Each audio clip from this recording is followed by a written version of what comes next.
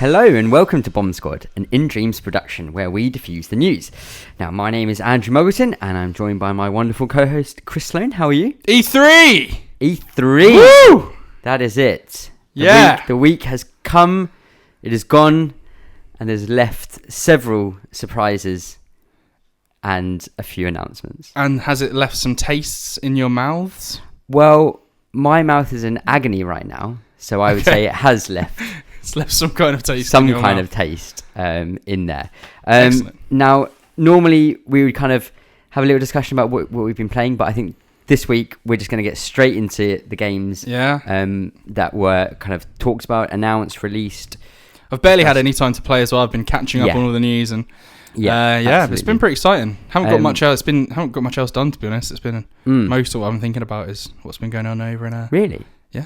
It's quite sad. I know. Yeah, it's been the centre of my life for the last week and a bit. Fair enough. Well, there was as we said, there's lots riding of that hype train. There was a lot of announcements. Most of them spoiled by leaks. In advance, which is a shame. However, that's the way the cookie crumbles. Yeah. We'll probably talk more about that half time, I guess. Yeah. Absolutely. I just very wanted to comment. Okay. I think wearing coral coloured shorts is quite a bold move. I know it is June, but it is quite like rainy and dark currently in the UK. Coral coloured shorts. Talk me through that quickly. Well, it was part of my plan to get away from E3 because while I've been watching all the conferences and everything, everyone's either been in like a suit or they've been in jeans and a black t-shirt with some kind of like video game reference on it, and that's like probably normally what I wear. But I was just like, you know what, I need to start shedding E3 from my life, and I thought, what's the least E3 type of clothing? And coral shorts is the answer. I can get behind that. I that's an acceptable answer. So I will be wearing them for the next week and a half, 2 weeks, just to fully cleanse myself and get until we record again. Then I'll have some other kind of ridiculous clothing on, I'm sure. Yeah. Brilliant. Okay, well, so as we've said, lots of games announced. I think what we'll do here is we'll run through, like, maybe instead of going through every single conference and kind of picking everything apart, because there's thousands of articles on the internet that do that. Let's pick our kind of top 10 games from E3. We'll kind of do like, I'll say my 10, you say your number 10, then I'll go 9, 8, 7. And then beforehand, let's just go through. So I actually wrote down, I think I had 17 games I had on here. 17? So I've had to cull 7 of them. And there'll be my kind of honourable mentions. Cool. So, do you want to go first with your honourable mentions? Yeah, sure. So I only had a list of 13 games. I probably could have added a few more, but they were the ones that really... These were just the core 13 that really stood out to me. Yeah. So I've got 3 of them that I'm not going to include in my top 10, but I'll just tell you what they are right now. Go for it. Not especially in order, but my first honourable mention goes to Dragon Ball Z Kakarot, which is a really very quick little sizzle reel part in the Microsoft Xbox conference, I think. Yes, it was. And when I first saw it come up, I thought, oh, it's cool. It's probably another fighting game, Dragon Ball Z based, which I've always, if they ever come up and they're a bit cheap, I'm always tempted to go for. I mean, I'm dreadful at fighting games, but this looks a bit different. You like the Dragon Ball Z? I love Dragon Ball Z. Love Dragon Ball Z. And this was kind of hinted at being a little bit more action RPG. I think they even said. I think it says when it comes up the splash screen of the name. I think it says an action RPG. Yeah, or something like that, which is awesome. And Kakarot is Goku's like Saiyan name, so it's going to be. So that's when he goes into his like special form. Well, no, I just think that because his Saiyan is his race. Oh, so, okay. That's my little knowledge of Dragon Ball. I'm sure there's someone who is more nerdy about Dragon Ball Z than me, but so that's cool. That's gonna be based hopefully like around him. Yeah. So fantastic. That was my first one I mentioned. I'm really excited about that actually. My number 12, and this might I don't know if this might be on your list at some point, but my number 12 is actually Elden Ring. Yes, it is on my list. So is it in your list? You'll have to wait to find out. Well, Elden Ring came up in Microsoft. I'm not going to say too much about it because it might come up later, but basically, From Software, George R. R. Martin, that's got to be great. Exactly. Didn't quite make my Top 10. Top 10 there. That's okay. And my last honourable mention goes to a game that was revealed in the Ubisoft conference. It is Gods and Monsters. Ooh. Not a lot shown of it. Interesting. But I thought it looked really cool. And everyone who's had a little look at it and seen a bit more is sort of comparing it a little bit to Breath of the Wild. Yes, it did. It had a similar aesthetic to it. Yeah, and it looks kind of like ancient Greek kind of style. Really, a little bit more cartoonish than Breath of the Wild was in the way it looks. A bit brighter. Yeah. Really cool little... if you get a chance, if you don't know what that is, have a look at Ubisoft conference and look at Gods and Monsters. Looks cool. Yeah. Looks really cool. So that was my 3 honourable mention games, just really quickly. Didn't quite cut the mustard, though. Yeah, still, they look amazing. Considering how many games were shown at this conference, they did well to be in my top 13. Yeah, absolutely. Well, I'll go through mine. I've got 7 here. Cool. I don't know how I managed to get so many. So, again, no particular order. But I will start it off with Marvel's The Avengers. Oh, okay. Yeah, Wow. It's coming in. It doesn't make the top 10 because I am looking forward to it. I didn't think it showed very well. Yeah. Especially as this is the big reveal of it. And that's all I'll say. Cool. Because we don't really know much about it. No, not at all, really. But I am excited, so that's why it did get a little mention. Another one on here is Borderlands 3 for me. As a big Borderlands fan, I'm really looking forward to it.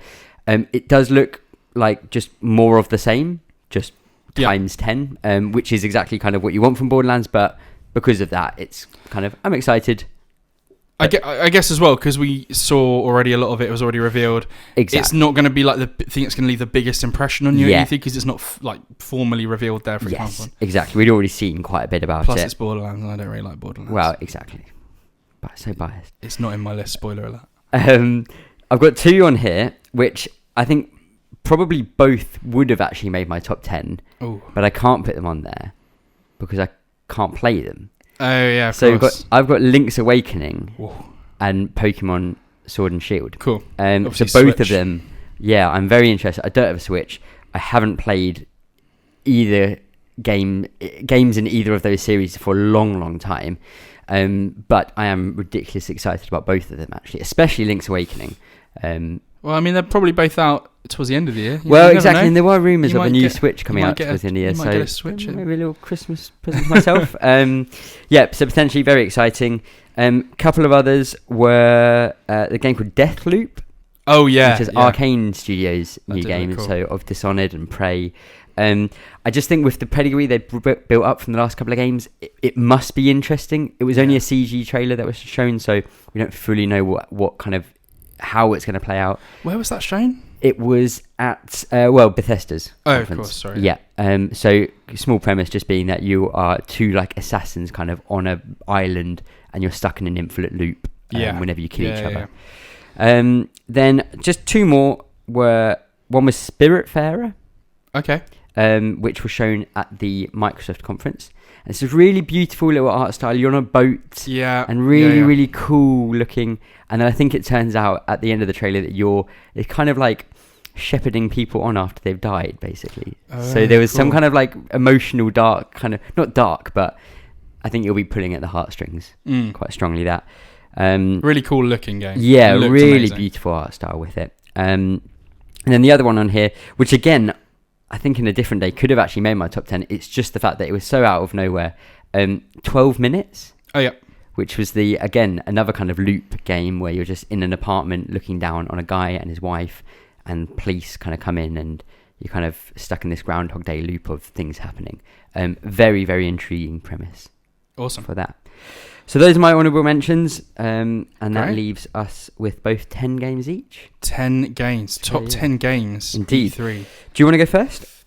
Yeah, I'll go first. Okay. So, kicking off my number 10. Number 10. Kicking off my top 10 list at number 10. I think if I was looking back, if I travel back in time a week, 2 weeks, and I predicted where this game would be on my top 10 list, and I saw that it was number 10, I might be quite disappointed. Marvel's Avengers. Yeah, I thought that was coming. Is my in my top 10. Okay. Because I'm really excited. One of the things that actually got me most excited about that game, and I'll talk about obviously my positives with it now. Yeah. Was the kind of the extra little bit of the. Did you watch the whole thing for Marvel's Avengers? Yeah, I think so. Did you I see watched the the actual part- conference. Yeah. Did you see the part right at the end where Hank Pym came in, and they showed here? So he's Ant-Man. Oh yes, I did. He's Where not- he shrinks the machine. He's not. Hank Pym isn't Ant-Man in the MCU, but Okay. Hank Pym is the old guy. Oh, Yeah, played by from Ant-Man. Yeah. yeah. So I was like, oh, Michael Douglas. cool. Okay, because at first when you see the Avengers and you see obviously Hulk, Iron Man, Captain America, Thor, and Black Widow, you're like, okay, this is the core kind of cast. Although did you hear someone in the audience shout out, "Where's Hawkeye?" Yes, Yeah, I that did was hear cool. that. Good moment. Yeah. I'm sure he'll be in it. Seeing Well, Hank, they're adding more characters down the line, aren't they? Yeah, so like seeing Hank Pym come in, I thought, okay, actually, that's quite cool. Yeah, because they're already planning, and they've thrown us an extra character, and it's not a big character, although yeah. And so that made me excited to think, man, this game could expand. It could be, okay, some things I didn't really like about how it showed, but it could be in a couple of years that this game is like really cool. That's totally valid, I think. So my problems with it, no, sorry, I'll say my final thing that I'm pleased about with it, that voice cast is insane. Yes, absolutely insane. And literally anyone who's anyone in video game voice acting is in that. Nolan North, Troy Baker, Laura Bailey, like literally. Sorry, no, you keep going. So I think where that game could go, really excited. Negative points on it. Firstly, I still don't really know how this game plays. Yep. I still don't really know what I'm doing. And people have played it behind closed doors, and there's been fairly positive reactions from how it plays, which makes me sleep a bit easier about the Avengers game. But still sure. And then the other thing is just, I think the character models look kind of weird. They're a bit janky, aren't they? Like, they're kind of like they took the MCU characters, warped them into look a bit more like video game characters, and then kind of did something strange to them. Like, I think the Hulk looks great. That moment when he jumps out of the plane or whatever and becomes the Hulk, that looks amazing. It looks just like the film Hulk. Thor, his facial hair looks weird. Same with Tony Stark when he towards the end he's a bit longer hair and everything. Captain America is like, he's thick. Yep. He's with two C's. With two C's, he's a big boy. And Black Widow she looks terrible. She looks so odd. She's got the squarest head. Yeah, and I just feel like they look like bland video game faces. Like if you wanted to get a generic face from a video game, these are what they'd look like. They don't have any defining features really about them. Yeah. Which is weird because Crystal Dynamics. I'm gonna sound really dumb here. Tomb Raider. Tomb Raider. Yeah, Tomb Raider, the last cool. 3 Tomb Raiders. The Lara Croft looks amazing in those games. Yeah. And exactly. It's weird now that's one of the big negatives come out when you think of how cool she looked in those games, and that's the issue now with the Avengers one. Yeah. I feel like, especially because of how huge the Avengers is, especially over the last 10 years. Yeah. The look has got to be right. Yeah, absolutely. And they again, because of the size of the Avengers, surely they must have had nigh on unlimited resources for this. But I don't know, maybe not. Maybe not. So that's why it was number 10, because I just wish they'd shown us something. Like they showed a little bit of Iron Man flying and Thor throwing his hammer and that, but I don't know. I wanted to see a bit more, and I also, this is probably just me projecting what I want on the game a bit more as well. But the idea of I don't really want to play this co-op. I'm sure it'd be really cool, co-op and everything. I kind of just want a good story, an adventure story, and that's actually another really big positive. Yeah. That the story trailer is wow, I didn't expect it to go the way it does. Yeah, sure. And I was like, that's cool. Yeah. Is it going to be? Is that going to be the emphasis of it the whole time? I don't know. I hope so. Really hope so. Yeah. No, I totally get that. I would say with the voice acting. Yeah. Obviously, amazing cast. I do think Nolan North just sounds like Nathan Drake a bit with his. Well, yeah, it's funny you say that because Troy Baker is just doing Troy Baker for oh, come on, Hulk. Yeah, Bruce Banner. Yeah. It is just Troy Baker. Yeah, but we know that they can do completely different voices in other games like The Last of Us. Both Joel and the baddie guy. Oh, that's Nolan North as well. David. And both of them Uncharted and so Nathan Drake and Sam. Yeah. In Uncharted. Yeah, exactly. So, generally though, it's still exciting. Yeah, I mean, I'm obviously like, it's not like, I'm not going to play this game. I'm buying that as soon as it comes out. Yeah, having a go on that. But next year, is it? I think May? Down. It is the 15th of May, 2020. 15th of May, 2020. Okay, a year away. Almost a birthday game for you, that. It is, yeah, almost. Cool. So that's my number 10. Excellent. Right, coming in at number 10 for myself is Ghostwire Tokyo. Damn. This really left an impression on me, this game. Yeah, such a cool trailer. Yeah, Tango Works Games, I think is their name. They're the guys who did The Evil Within.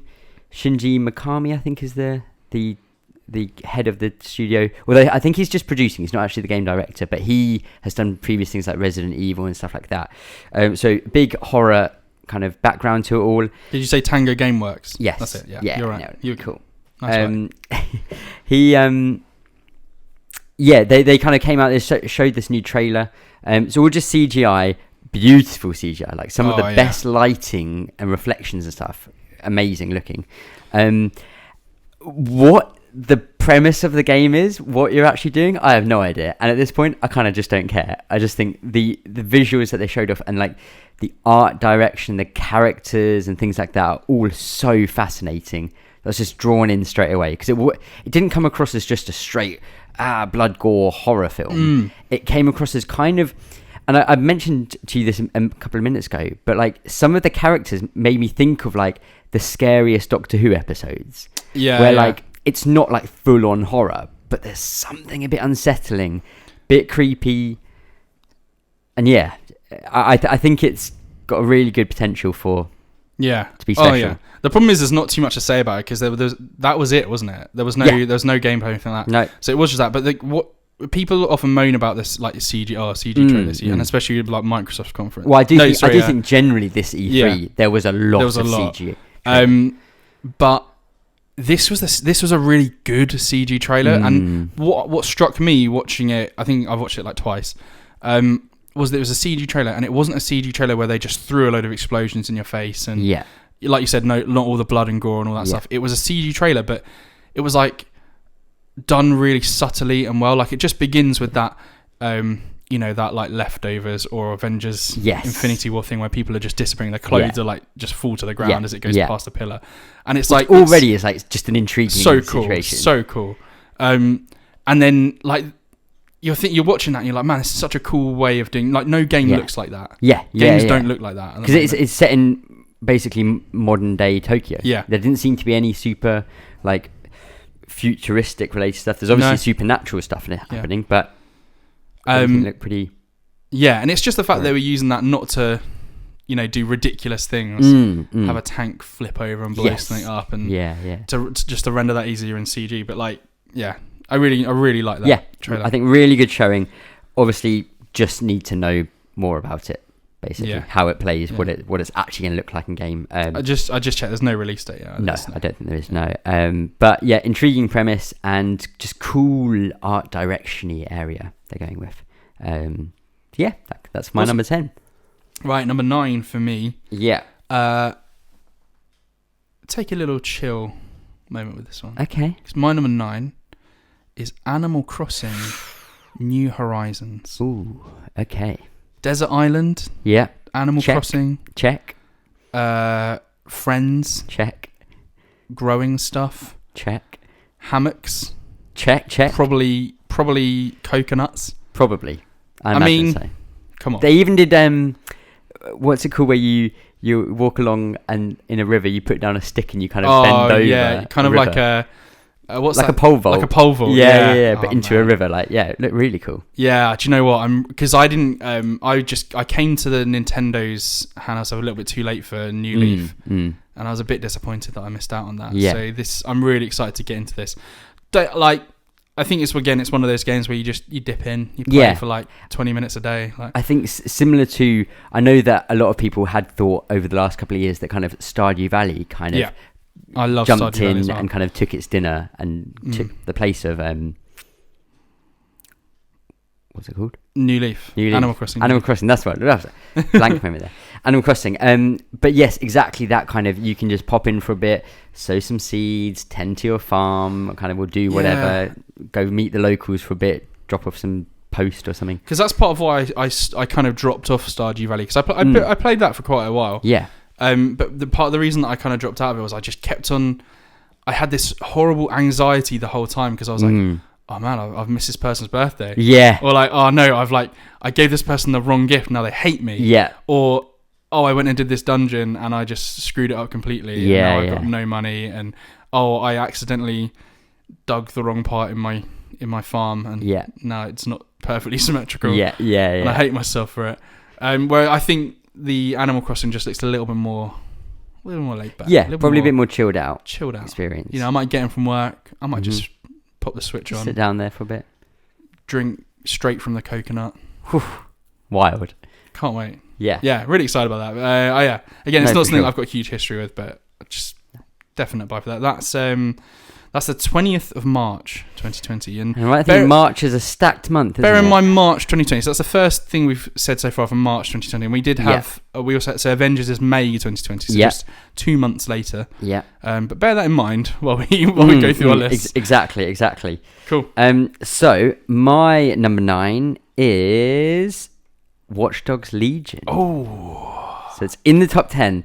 It's not higher up, but only because I'm very jaded about the Watch Dogs franchise. However, this E3 presentation was phenomenal. Like, it was so spot on.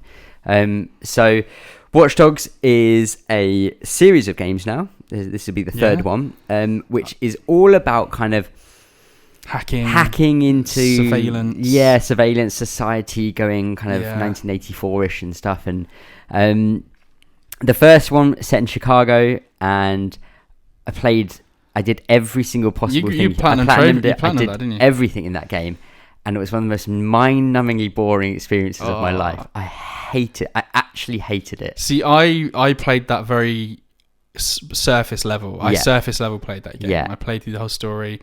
I found out what was bugging Aiden Pierce. Yeah. Why was he so down all the time? Exactly. I found out why he was down. Didn't really blame him. No, but he was very down all the time. He was very down the whole time. My goodness. Did you play any of 2? I didn't. I didn't either. So I didn't play it because I hated number 1, even though it got good reviews. Number 2 was then set in San Francisco. Yeah, it was definitely. Much more vibrant looking cast of characters. Much more comedy in it and joking about. And just generally more fun type of game, according to reviews and what people say. If I didn't have such a big back catalogue, I'd be well tempted. I'm sure to you dip could get into that for pretty cheap. Yeah, I'd be well tempted to have a little dip into that. Yeah. Watch Dogs Legion then comes in, and it is set in the UK, which is automatically for us London. Very exciting. And it looked like a pretty cool representation of London. Yeah. Maybe 10, 15 years in the future type of thing. So where did they went to? Well, they were in Leicester Square Circus. Oh yeah, and Camden Market at one point. They went down. It was on the South Bank as well for a point. Yeah. And also when they in Piccadilly, they drive down to Nelson's Column. Oh, and that's all like boarded up with kind of stuff. So really cool location, obviously for us being English, and from very close to London as well. Yes, yeah. But just even so, the premise being, instead of having a central character, you are everyone. So your organisation, which is kind of uprising against DedSec, yeah. Against, is it CETOS? Yeah, I think you're right. I think it's CETOS. Yeah. You are basically recruiting people to join DedSec to then kind of lead this rebellion. But what you can do is literally look at every single NPC that's walking around, see some of their details, and you can then employ them, kind of, or bring them on to your team. And then you can just play as them. And then you can play as them, and that's your character. So you can switch to any other person you've... Insane. Yeah, absolutely crazy. That's crazy. I mean, if it was a case of you just randomly, then you play as an NPC, and they're really good at using drones. Okay, that's cool. Then in the presentation, the guy comes out and says, you do a bit of surveillance on them, find out about them. You play their what was it, like, intro mission? Yes. And they're all fully voiced. Yeah. If that's true for every single character in the entire game, that's bonkers.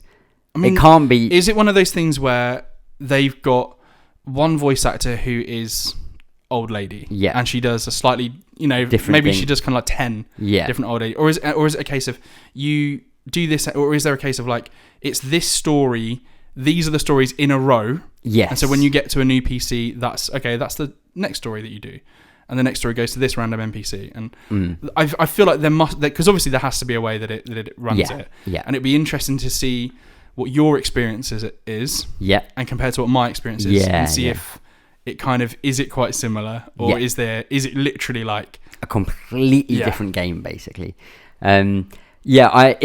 The fact that I had basically sworn myself to never play another Watch Dogs game because of how much I didn't like number one. Yeah. The fact that this is in my top 10 now is like, it was a really good showing. Oh yeah. I tell you what, when good comedy in it as well. Yeah, actually, I was Really? I was really worried when I first heard there was like that AI companion voice. Yeah. Because obviously it could be really cool companion voice like. Is it Wheatley in Portal 2? Oh yeah, which is Stephen great Merchant. example. Is it? Yeah. He's like it the could perfect be like one. that from Portal, where it's absolutely amazing, or it could be Peter Dinklage Destiny. Yes. Do you know what I mean? It could go one of two ways. Yeah. And this guy, his name I can't remember. It begins with B. I can't remember. What, in the game? In the game, yeah. It's like Bagsley or something. Bagley. Is Bagley. it Bagley? Yeah, it's something like that. Yeah. When I first heard it, I was like, British. no. But then it carried on. I was like, oh, this is actually really well done. Yeah. From what we've seen, pretty solid. So yeah, pretty solid. And I didn't hate one. Watch this one. Yeah, that's all right. That's right. Yeah. We all have Parts of different it I opinions. enjoyed. Terrible.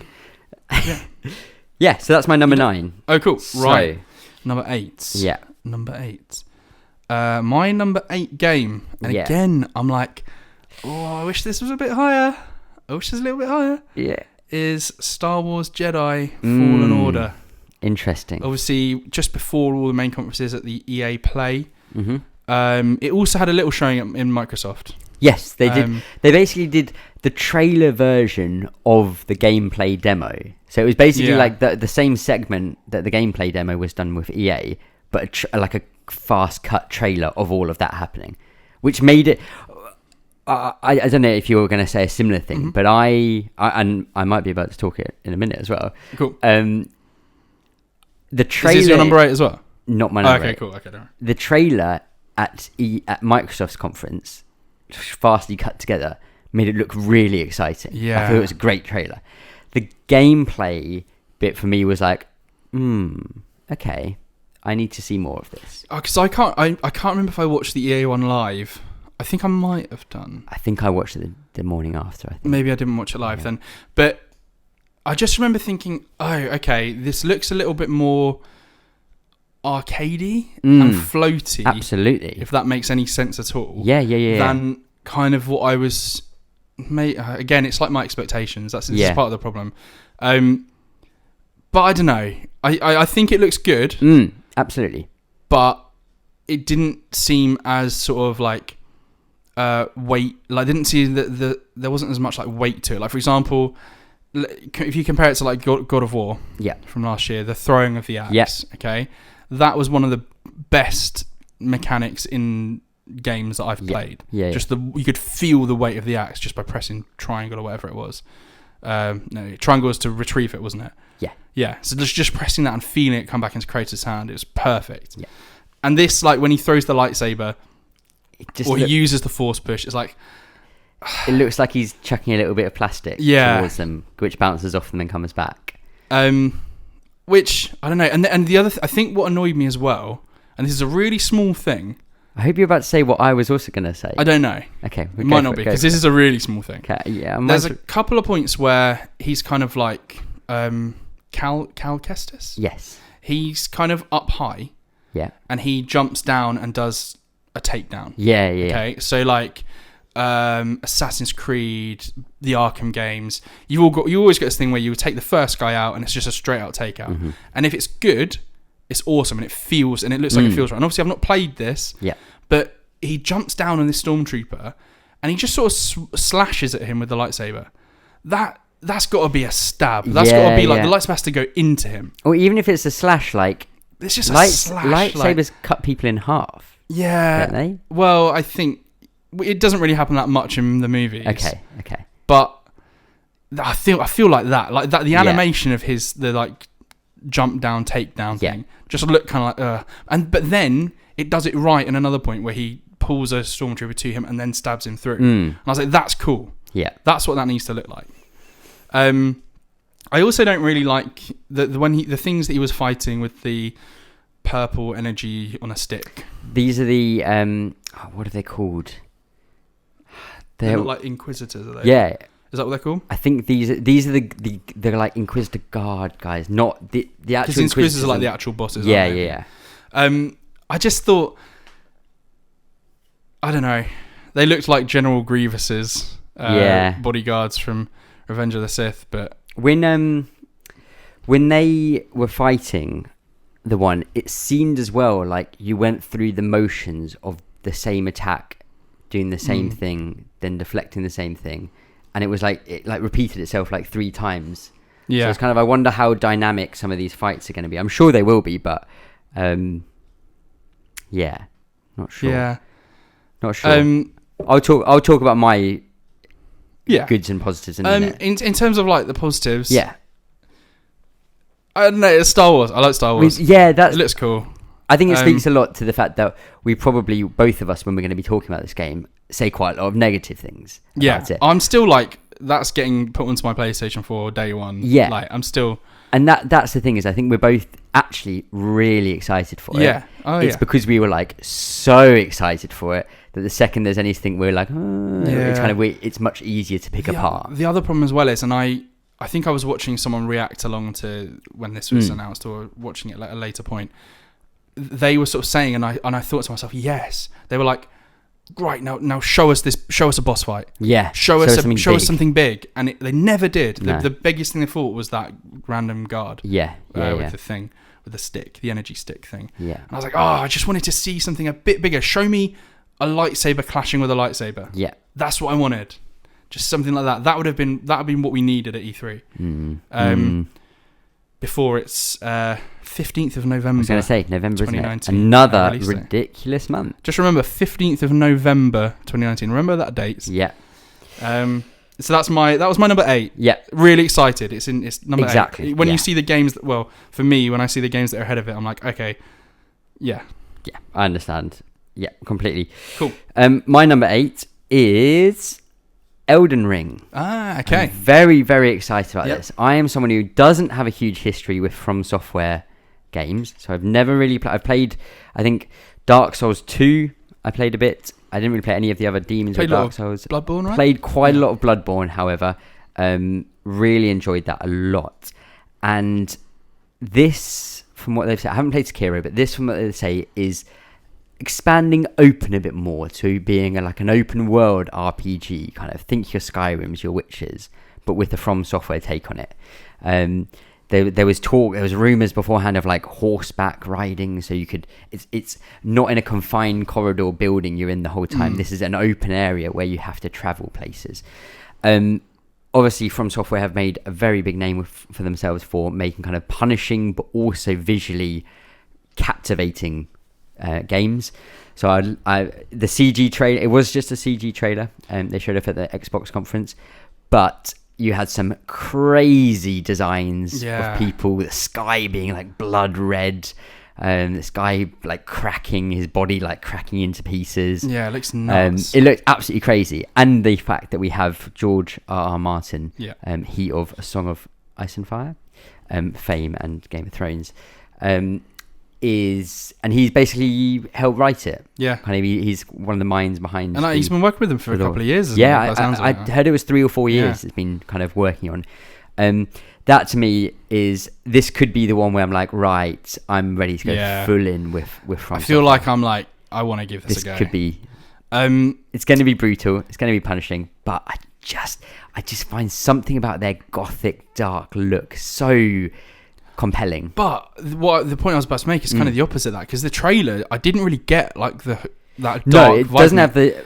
It's I'd say it's got a dark vibe. Oh yeah, but it's not oppressive. Visually, it's just not oppressive. Yeah.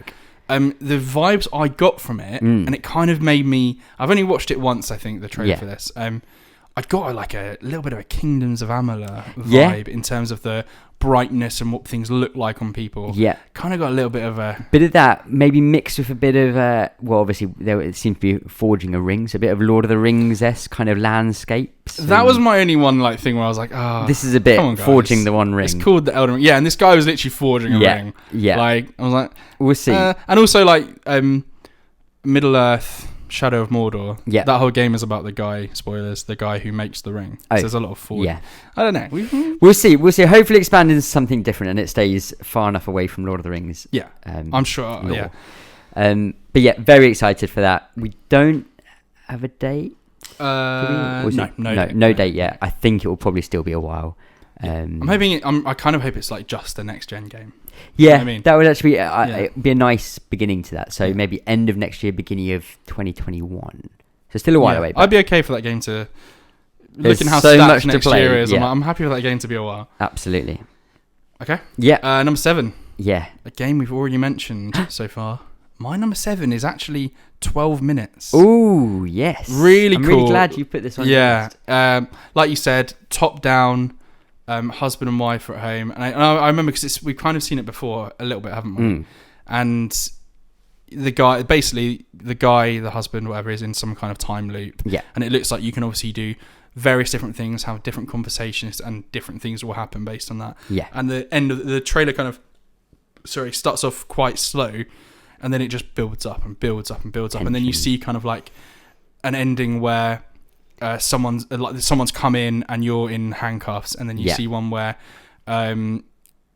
someone storms out of the house, and you see another one where he's like crying on the sofa, and there's just a pool of blood just outside with the two legs in the two legs, but just outside the flat in the window in the door, bathroom door. Yeah, really cool. Seems like some kind of crazy mystery's gone on. Yeah.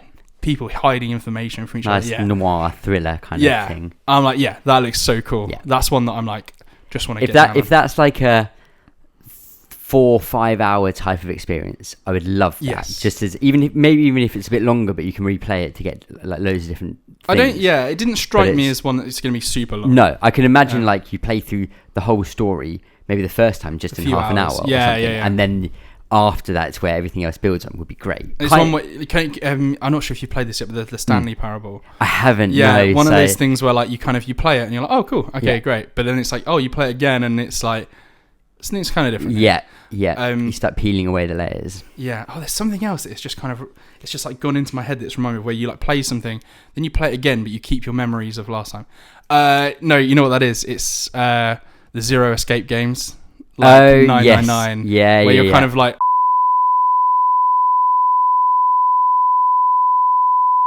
That's a really big spoiler. I'm so sorry. Yeah, no, that's ignore that if you didn't have no. Drop another spoiler in. Also, kind of similar, not quite the same, but kind of similar to.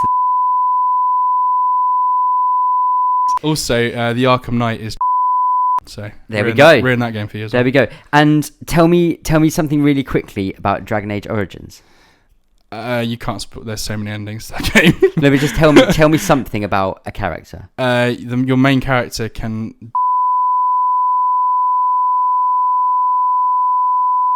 There we go. You've still managed to keep talking about Dragon Age Origins in every episode. Although I'm not sure. How do you know that my number one isn't Dragon Age Origins? Well, true. Even though it wasn't there. Yeah. Sorry. 12 minutes. 2020. No official firm date, but 2020. At some point next year. Very looking forward to that. My number 7 then is a game we've also talked about. Yep. Which is Star Wars Jedi Fallen Order. Cool. Again, very similar to what you've said. I came away from the kind of gameplay demo they did, feeling, I don't know if I'd say let down, but I was not completely convinced about what I saw. However, the basics, the premise, the kind of everything they've got there can become incredible. And I think I think it will be very good. I think the story is what's going to make or break that game, isn't it? Really? Yeah. So, and to be honest, we had the first thing we saw as a story trailer, but it wasn't a story trailer. It was just saying an introduction to this character. And you're on the run. And now we've just seen a bit of gameplay, bit of rebellion. The guy from Rogue One and the clone. Forrest Whitaker. Yeah, he's in it. He's in it as well. That's cool. Yeah, tying everything in. Yeah, I think just and the fact that it's Respawn working on it. Love Titanfall 2 a lot. Obviously, they did Call of Duties before that, so they've got pedigree of making solid games. Yeah. Wall running. It's back. So glad it is. And I think it's interesting to see them go third person compared to first person normally. Some of the, as you were saying, the floatiness kind of things need a bit of weight to it. So that's something I'd like to see. Maybe when you're actually playing it, it feels like that. My nitpicky random thing, and I don't know whether this is even fair, but I saw some comment do it, and the whole time I was thinking, I was like, something feels weird. And I saw this comment on it, which was, the lightsaber's wrong. Oh no. Yeah. Wait, what? Yeah. When you look at the trailer and in the game and the gameplay and stuff, a lightsaber is a white light with a color around the edge. Okay. Is how, if you ever look at a lightsaber in the films and stuff, it's a bright white light in the middle, and then the coloring is just a glow on the edge of it, basically. Right. Okay. This is just a blue block. It's just blue all the way through, and I saw that and I re-looked at it. I was like, this looks wrong. This lightsaber looks wrong now whenever I look at it. Damn. So I don't think it'll cause an issue. I don't think it's a problem, but I did just want to point it out. Oh man, now I need to go back and watch. We need to have a look at it after. I need to go and watch all of the Star Wars films again to make sure that's true. Yeah. I think it is. Okay. But yes, as you say, wall running's back. That's great. Yeah. Force powers would be fun to play around with. You saw there was a point where there was a rocket being shot at him, and he just flung it back to the. That's cool. That's going to be great. Thing that was shooting it. The way I think what's going to be cool is watching people, maybe like 6 months after it comes out, who've got amazing at it. And I think some of the ways they can play around with the Force stuff is going to be really interesting. Yeah, absolutely. But yes, very similar to your thoughts. I think we've got quite similar thought processes on it. But still very excited for it. Yeah. And that's why it's in the top 10. Okay. So number 6. My number six is a game we've not talked about yet. This is The Legend of Zelda Link's Awakening remake? Yes, remake. You made my honourable mentions. Sorry. But I didn't talk about it though. I can't really say a lot other than it looks cool. It looks so cool. It looks incredible. Old school, top down. Think your Game Boy game kind of views. Yeah. And if you remember, do you remember? This was like a random game from the PS3 era. I think it was only PS3. 3D Dot Game Heroes. Do you ever see that game? No, I don't think so. It kind of looks like, imagine that Zelda game, and then mix it with a not as blocky but Minecraft-esque thing. So when you kill something, it blows up into a load of little pixels, and they kind of bounce around on the floor. But it's got that same kind of aesthetic. And then when I saw the trailer for Link's Awakening, I was like, this looks familiar. It's that. That's so cool. I really wanted to play that. So no, just like the character model for Link just looks so cute, so funny. And I think people generally see Link's Awakening as one of the better. Yeah, supposedly it's got one of the best actual stories in the game. I've got a feeling I looked up the story a bit while ago, and it is pretty kind of crazy. Yeah. As to what is going on. Really excited about that. There's also that part where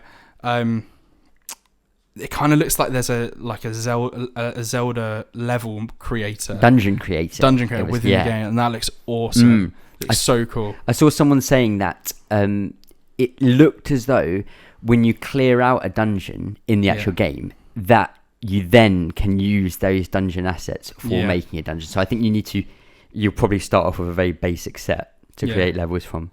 But that's such a cool idea. Yeah, and then so then they play kind of like the way that the original Zelda and Zelda 2 work with their dungeons, where it's just like this room, then there's one up and right down. So they are just going to kind of fit into each other on like a board like that. Really cool. Yeah. So that's coming out this year. It doesn't have a fixed date yet. I didn't. So it's just 2019. Okay. I don't think Nintendo really. Can you imagine it? It will be like November the 22nd. Yeah, probably. It'll be something like that, won't it? Well, probably not. But yeah. November 8th. No. I don't think so, because of my number 5. But I'll get there in a minute. That's okay. So Link's Awakening, really excited for that. Looks cool. Absolutely. That was number 6, was it? Yeah, number 6. Right, number 6 on mine. Now, I would have naturally thought this maybe be a bit higher, Damn. but it's only because I've got some games that have really made me think recently above it. Number 6, Doom Eternal. Cool. Huge fan of 2016 Doom, the kind of reboot type game that they did for the series. This just looks like more times 2 Yeah. with a couple of cool new mechanics. And to be honest, Doom 2016 wasn't that long a game, so just the idea of just having another campaign for it, I'm so excited. Yeah. The game plays phenomenally, and again, from what we've heard, it's just that, but better. Yeah. Which is... I just can't wait wait for that music to kick in. Yeah. And you just get into a rhythm of that. Kind of industrial, shotgun, heavy metalish. Checking out that grappling hook that they've added to the game. Like, man, hell on earth. Yeah. Hell on earth. Yeah. Bring it. I think as well, it's exciting with the kind of new locations they were talking about. So we'll be going to Mars. I'm sure we'll be going back to Hell. We'll be on Earth. Also going to Heaven. Yeah, which is the kind of cool place. And it looks like the Heaven they've kind of shown looks nice, but it still looks quite gothic-y and kind of dark. Yeah, not like Heaven in gates. Diablo. Yes, Heaven in Diablo is really gold and shiny and beautiful and kind of airy-fairy almost. Yeah. It's still quite epic looking in Diablo, but this is quite gothic-y, dark, a bit dingy almost. Very, very excited. I think I'm right in saying, so Bethesda opened up their conference with Doom, and it literally opens up with you chainsawing a demon in half, and you're like, yes, please. Exactly. That's what I want to be doing. Cutting demons in half with a chainsaw. And just like, what's cool about it as well is that I'm someone, when I play like a shooter or something, I don't like failing, and I don't like having to restart something and dying that. So I quite often will like try and take the like cheat way out. I'll find a corner and I'll just like headshot someone and then just like hide again. And whereas this, it's like, no, you run around. Yeah, that's it. That's the easiest way to play it. Yeah, if you stop, you die. That's it. And it's like full on. Get close to people. Go crazy.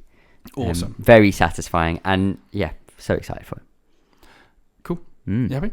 Yeah, all good. Cool. Number 5 for me, my halfway point is Pokemon Sword and Shields. Wow, number 5. Number 5.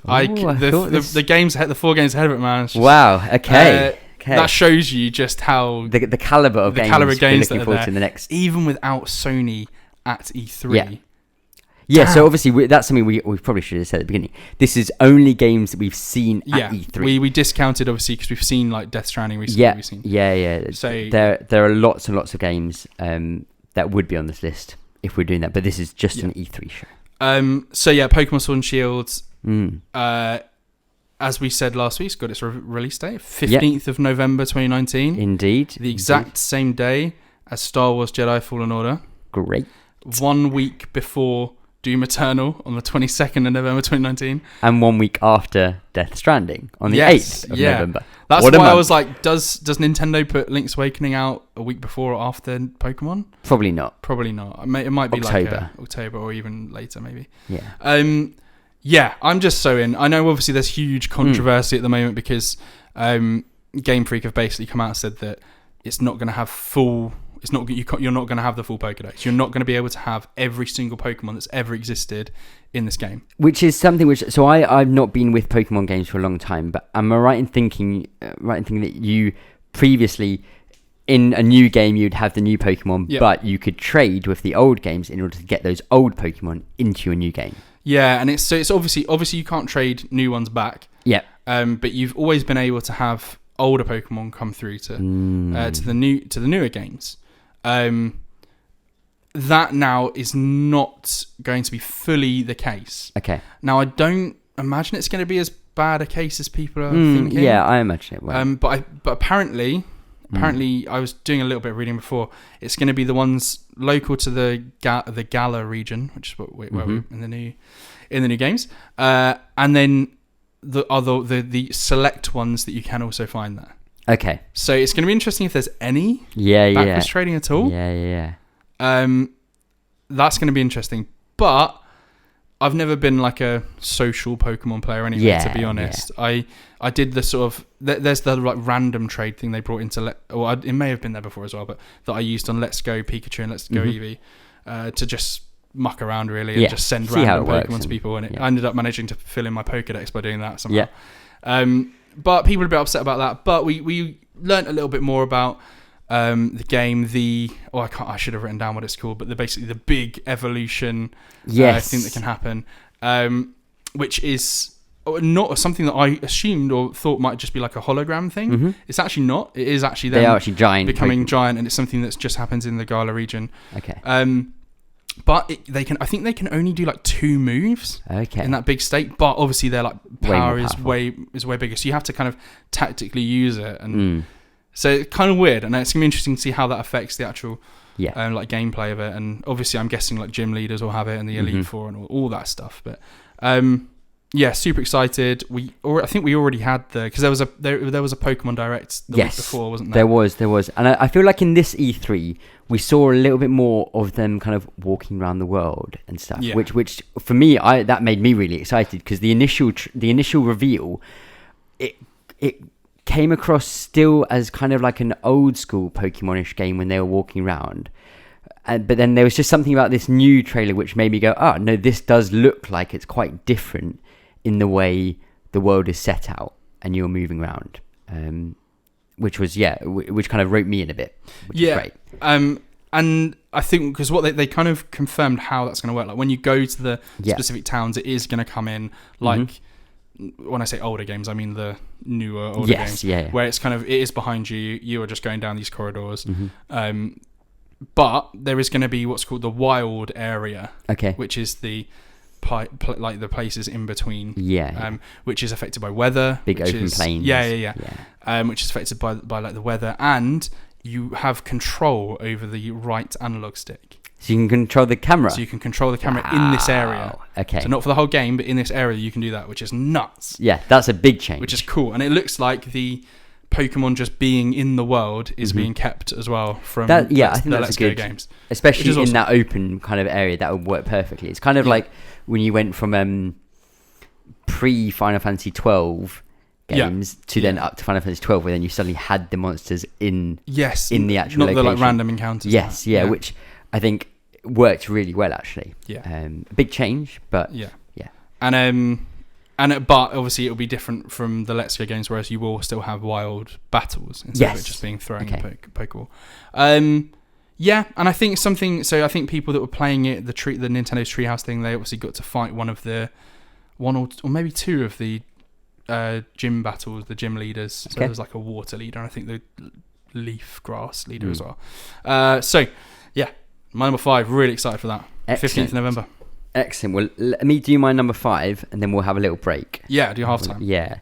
So my number 5 is a game where we don't really have any information about how this game will play. However, I think we can pretty easily infer. It is Baldur's Gate 3. Damn. Yeah. Being made by Larian Studios, who are the guys who did Divinity Original Sin 1 and 2. So Baldur's Gate has a long history, which is an official Dungeons and Dragons kind of game almost. It's kind of set in the universe. Is it Neverwinter? No, Neverrealm? No, what's it called? So like I think it's called the Forgotten Realms. That's the name of the place. Neverwinter is like the main town or whatever. So it's set in that kind of series of Dungeons and Dragons. Larian have made an incredible name for themselves over the last couple of years of kind of, I think they're called CRPGs, like computer RPGs. And all we got was just a CG trailer for it, showing off a guy kind of in a ransacked town which looked all destroyed, and then suddenly he kind of starts mutating, and then he turns into, is it a Mind Flayer? A Mind Flayer, yeah. Mind Flayer. Which, tell me what they do. So they're like a proper classic D&D enemy. And they can so obviously like in D&D you put a lot of care and thought into your character and all that. Basically, Mind Flayers, they have just tentacles kind of where their mouth would be, and they basically latch onto you, and they eat your brain out of your head. Lovely. And if your character's brain gets eaten, your character's just gone. Like, there's no resurrection. There's no perfect. And that's what this guy turns into. And I remember watching it for you a couple of minutes ago, and I was like watching it, I was like, cool. And then like at the moment, as he like suddenly tentacles came out, you're like, no way. has he just turned into a mind flayer? Yeah, wow. Awesome. And then set against this backdrop of like giant squid kind of in the sky. Yeah, the sort of like the lightning was illuminating what was up there. Yes. So Crazy. I think they've got the tone. The mechanics will be so good and so solid. I played so much of Baldur's Gate 2 back in the day on computer, and I think I even played it on like PlayStation 2. I think you get it. How does this sort of play? Is this kind of like a Divinity? Yes, very similar. It's a little... So Divinity, everything pauses when you take an action, doesn't it? So I think you can play it either way. Okay. From what I remember, Baldur's Gate is a bit more live. Similar to Dragon Age Origins. Yeah, exactly. Yeah. It's a little bit more... Things are constantly happening. The game doesn't pause when you want to select an action. Oh, cool. But it's very, very obviously class-based, kind of deck out your characters, and it's obviously going to have all of the same stats that you would normally find in Dungeons and Dragons. Yeah. So yeah, I'm so excited for that because I loved Baldur's Gate 2 so much, and I was always kind of like, I want to play some of these new CRPGs that have been coming out, but the fact that they've just gone, right, Baldur's Gate 3, I am there day one. Currently, I think they have said it's only on PC. Well, it's on PC and Stadia. Interesting. So I don't know whether I'm going to maybe hope and wait that there might be a PS4 version or PS5. Because they have done that with Divinity. It came out on PC first. And then there's a while there, wasn't there? Yeah, it's like a year or so later. So I think I'll keep waiting and maybe see what happens. But yeah, very excited for that. Awesome. So, let's take a little halftime. Now, I think, did you say you've got I've got an idea. Little game I've got a little game for us. So, okay. Still sticking with this E3 theme, but I thought we could play a game that I'm calling Who's Top of the Class? Ooh. Who's Top of the Class? So we are the teachers of the E3 conferences. Okay. And we're gonna grade them. We've seen their work. And we're now going to give them grades. So we're going to say, who was it that's basically, done the best? And I've written down here, so obviously we've got Microsoft. I've put EA as well. Yeah. EA. Bethesda, Square Enix, Ubisoft. I didn't catch really any of the PC one or Devolver. So I haven't included them. But obviously, feel free to grade them if you've seen a bit more of them. Only seen bits and bobs. So no, that's cool. So we'll just stick with the ones that we've got there. So... Firstly, we'll obviously talk about it a little bit. We don't want to give too many spoilers away for our list potentially. Yeah. But first off, very disappointing. Is it disappointing? It might be disappointing. Sony, we got to give them a big absent mark here. Yeah. Like absent. We'll have to judge them maybe another time. Yeah, but very disappointing. Especially since they've been, star student. Yeah. In the last they've been bringing the big guns. Last year was a little bit of an odd one, but generally speaking, they've always. And what I think we'll talk about actually in a minute with these is what's been quite nice about Sony's conferences, at least from what I can remember. Maybe I'm being a bit kind of rose tinted with it, but generally speaking, they always had some quite good surprises that didn't leak. Yep. A lot of these conferences all had quite significant leaks. In advance. Yeah, exactly. Which really downplayed the surprise factor on some of it. None more so than probably Microsoft's conference. Yeah, so that was hit hard. We did a pre-E3, what can we expect? I think we may have even talked about some of the leaks. Yeah, for example, Elden Ring was one of the big leaks. I imagine that would have been such reveal, a cool... No one had known anything was coming. Something from Software, Hideo Miyazaki, and then George R. Martin's name come up. We lost our shit at that. Yeah. I mean, it's one of them where it leaked out, but I think also like he'd said it in like a press tour when he was going around Japan. I think.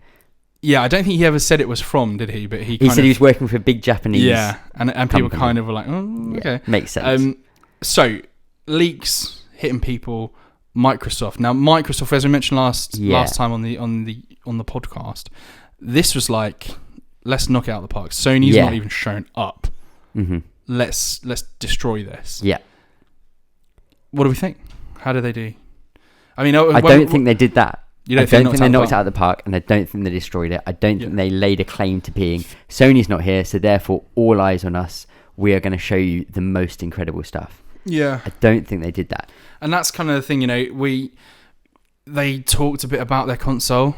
Yeah, we had talk of Scarlett Project Scarlet. That moment in their conference was kind of the part where I thought, okay, this is why Sony's kind of not there. Yeah, like Sony did that just in a Wired article, Yeah. and they gave the exact same information with just as much hype built up around it.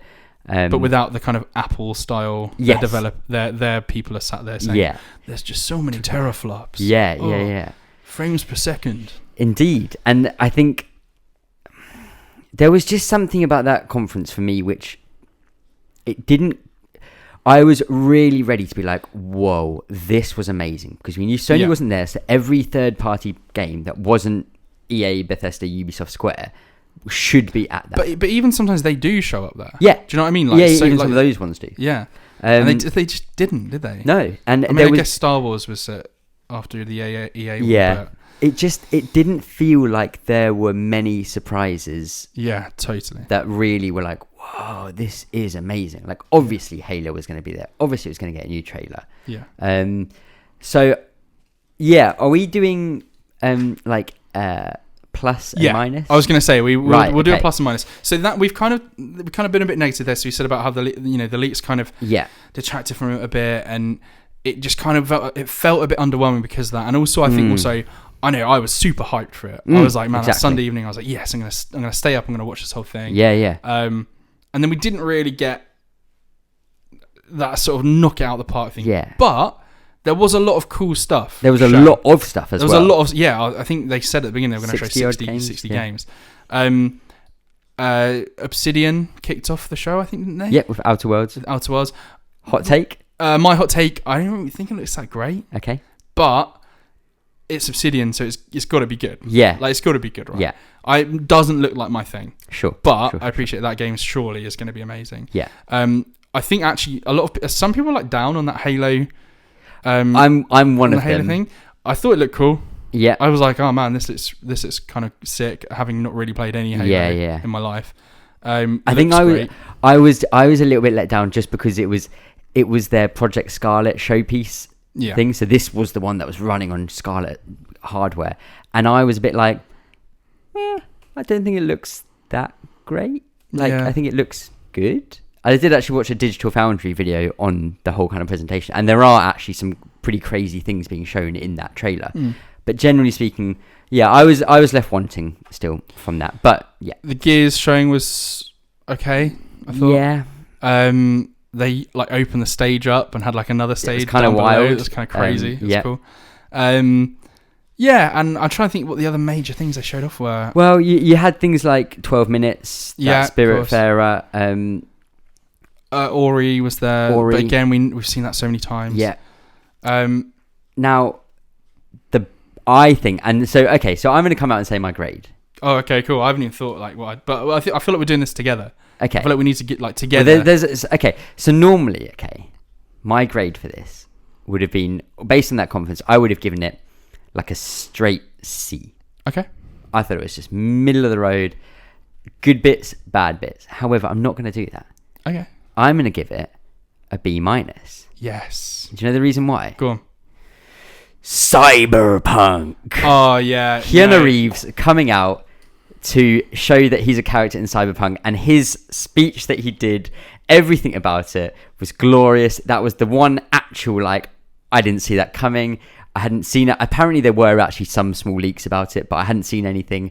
It knocked me for 6. I normally jumped off my seat kind of in excitement about that. And it was just great. It was so good.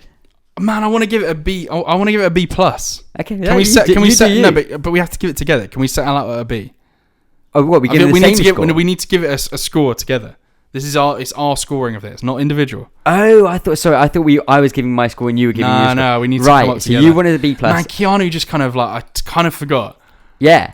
It's so good, that moment, though. It is so phenomenal. Good. So I'd be happy with a B then. A B? If you're going B+, I'll go B-. Microsoft, straight B. Straight B. Straight B for your conference. For Keanu has saved the day. He's literally come in and saved you. Did you see Cyberpunk's Twitter account a few weeks ago when it was the Matrix anniversary? Yeah. Like we were doing on Realize. They tweeted a picture of like the Neo moment with the bullets and saying, "Oh, it's 20 years since this classic Cyberpunk." Oh, did they? Yeah. So I was like, "Oh, that's nice, cool." Little cheeky hint. nod. Yeah. Okay. So good. Next, people that I want to talk about are EA. Okay. EA Sports. This for me is a tricky one because, and this is going to sound kind of flippant, but I just don't care about that many EA properties. Don't care at all. So like Star Wars, great, super excited. Star Wars is like, yeah. After that, I was kind of like, not really sure. I'm interested in sports. Yeah, sports. A bit about Apex. I'm like, I don't really play it anymore, but I still actually follow the subreddit, so I quite like seeing them be excited about it because it's a technically very good game that's going up against the biggest game potentially of all time in Fortnite. So I kind of root for it as a bit of an underdog type thing. So I like when that gets new stuff and I see good news come out of it. So that's good just to see what we're going to the Sims going on like to the beach or something. And the fact that they just didn't like have the balls to mention Anthem at that conference as well was like, so it's hard because Star Wars was good. Well, actually, Star Wars was good, but like we said already, it was the disappointing part of it. Of the two things, the EA trailer was way more kind of convincing in what it was going to be. I would be happy with giving this like a D+ or like a C-. D+. D+. I was thinking in the D's. Yeah. So we'll give EA have been given a D+. Here, so obviously, what I thought we could do with this is that we could do it like every year. The podcast after E3. We'll come back and see if they improve. Yeah, I'm holding it out for EA. Obviously, they've got my boys at BioWare. Yeah, I'm sure by next year we'll maybe a bit more Dragon Age stuff. Yeah, we'll maybe get a teaser. I hope so. Yeah, that could pull it up. Yeah, we'll see. We'll see, man. EA, tricky situation. Let's move on. Let's talk about Bethesda. Yeah. Bethesda. Okay. Wow. What a publisher. What a weird situation. I mean, and everything. You start off, you give us that Doom Eternal, and we see chainsaws, shotguns, grapple hooks, just blood and Doom Slayer, and heaven and hell on earth, and then you show us what you're doing with Fallout 76. And it's a battle royale. Oh, they've put a battle royale in Fallout 76. Honestly, that's like my least favourite sentence I've ever uttered about video games. They've put human NPCs into the game, huge cheer, but it's like I thought the whole point of Fallout 76 was that there wasn't. Yeah, exactly. I never. They very, very weird press conference, and one thing I just wanted to talk about as well as a side note, what was happening with the audience in that show? Have you watched? Did you I've seen like highlight. I've seen the major parts. Okay, so I watched seen much it. of the downtime. I watched it with the downtime. It is crazy. There is not a single sentence that finishes without the crowd just going mental. I seen a lot of crazy theories and stuff, and I'm beginning to believe that like 80% of that audience was just Bethesda employees. I think that is probably a bit more than what it was. Yeah, but I think all the companies probably do that. Yeah, a little this bit. Just was so excessive, next level. They were like, "Oh, here's this mobile game," and everyone was like, mental about it. Yeah. Some really good bits though. Nice just to see what Arcane's doing. Yeah. What else do we have there? We had Wolfenstein again, which I think both of us are not super jazzed or not just super excited about it, but it will be good fun. Yeah, it'll be fun. But Doom was phenomenal. It's one of them where like Doom on its own would get like an A+. Yeah. But how far up can it drag like the rest of it? Yeah. There was quite a few mobile related things. Tricky. I'm thinking, was it better than EA? Probably. In fact, yes. I think Doom makes it better than EA. I think it's definitely because it had more than one interesting game. I think Ghostwire Tokyo was there as well. Yeah. One of my most anticipated games. I think for me, it doesn't get into the Bs. No. I'm thinking C+. I was thinking C+ as well. So Bethesda, you get a C+. Yeah, happy with that. I'm going to jump down. Good job. Could do better. Yeah. You're on par. Yeah. Just sort out your audience. It was a joke. It was a mess. Just think about Bethesda, man. Like if they brought it when they talk about Starfield, when they talk about the Elder Scrolls, like properly. Come on. Yeah, it's going to be super exciting when they do that. Not worried about Bethesda. No. A little bit worried about Bethesda. I'm gonna skip that one. I'm gonna talk about Ubisoft. Ubisoft. Okay. Interesting. Interesting. Yeah. So biggest point Probably for us, Watch Dogs. Yeah, Watch Dogs. Phenomenal showing, Incredible. as we've already said. Incredible. Really great. That's stuff. the one that obviously it was leaked as well. This is one that was leaked. Oh, it's set in London. You can play as anyone. It's called Watch Dogs Legion, and we were like, oh, cool. But this was probably the one case where something leaked and then it kind of went above our expectations. Yeah. Like, for example, absolutely. This is not a good comparison at all, but the Elden Ring leak. Yeah. We knew what it was, and we got this trailer that was cool, but it didn't really push us forward. It didn't really tell us anything more about the game. Yeah. Cool trailer. I'm not taking that away from it. Yeah, absolutely. Didn't really give us more information. This Watch Dogs Legion one. Yeah. Damn, it was good. It was top. Really good stuff. But after that, I'm like, well, I was just kind of quickly looking back over. There was a bit of an. You've got Gods and Monsters. Gods and Monsters were cool, but in a very short little trailer. Yeah, there was. We've got things like a story creator mode for Assassin's Creed Odyssey. Yeah. Not an actual new Assassin's Creed though. Even though we all know what that's going to be. Yeah. Oh, a lot of time spent on Tom Clancy games. Yeah. There was that kind of big push. What was that? Ghost Recon Breakpoint. Is the one they recently announced.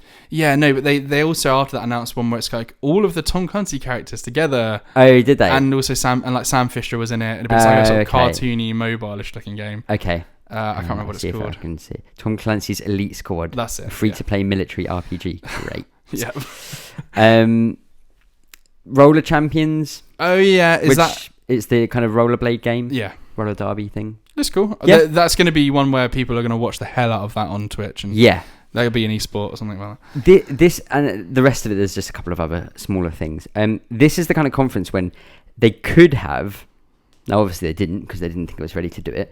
But they could have had a new Splinter Cell game. Yeah. They could have had Beyond Good and Evil 2. Yeah. And finally, actually put in Skull and Bones.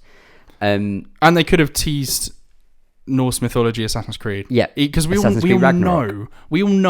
Yeah. That would have been a really cool little teaser. Yeah. Even a teaser. We're fine with teasers nowadays. Yeah. As much as it's nice having a game announced and then released the same year and stuff. Yeah. We're fine with the long game. And I don't think anyone would really see that as taking away from Odyssey. No. I really don't think people would have. Odyssey's had such a long time in the spotlight. Again, a good presentation propping up a, generally speaking, kind of lackluster. I'm going to tell you my two reasons why I think Bethesda was slightly better. Okay, than go Ubisoft. for it. Number one, all the Tom Clancy stuff. I don't really care. Yeah. Sure, they're great. Elite Squad can suck a dick. Yeah. The other thing was, did you see how Ubisoft opened up? How the conference opened? I didn't. Okay. So this conference opens with the Assassin's Creed Symphony. Okay. So there's a live orchestra on the stage. Yeah. And they're playing music from the Assassin's Creed games. Okay. Now, I've played almost every Assassin's Creed. I've very sad to say I've not played the two newest ones. Yeah. But up to then, I've played pretty much every game. And yeah. The original, like 5 or 6, I've played to death. Yeah. Yeah. The music in the Assassin's Creed game is not that great. I was just in my head trying to think, like, what is an Assassin's Creed song? The best music in the Assassin's Creed franchise is the songs that you sing in Assassin's Creed 4. The shanties. The shanties. Yeah. In the boat. And they're not like songs that they wrote. Yeah.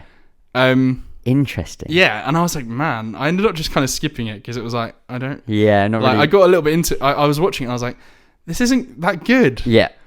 Do you remember the God of War thing? Do you remember when God of War was announced? Yes. And they had the orchestra playing that God of War theme. Which is an amazing song. Like, damn, that's so cool. Yeah. And then they showed it and you're like, wow, this is such a new take on it. Mm-hmm. Like, this opening of the Assassin's Creed Symphony was kind of like, yeah, this that is weird an odd. and not very good. Yeah. I think it wasn't much worse than Bethesda though. I'd give it a C. A C. Yeah, I'd be happy. You happy with that? Yeah. C? Yeah. In my cynical nature, I would probably push for a C minus, but I think a C. I think a C is fair, especially given how good Watch Dogs was. Man, if that Watch Dogs thing hadn't been as good, man, it would have been that terrible. conference would have been bad. Yeah. Last one then, Square Enix. Yes. Wow. Okay. This was yeah interesting Yeah. again. Like, so I'll just go straight out and say that the showing of Final Fantasy VII Remake in this was phenomenal. Incredible. Yeah. Like, I had never played Final Fantasy VII. When they said they were doing the remake, I was like, this would be a good chance to get on board. But I was kind of like, like, I'm not that bothered.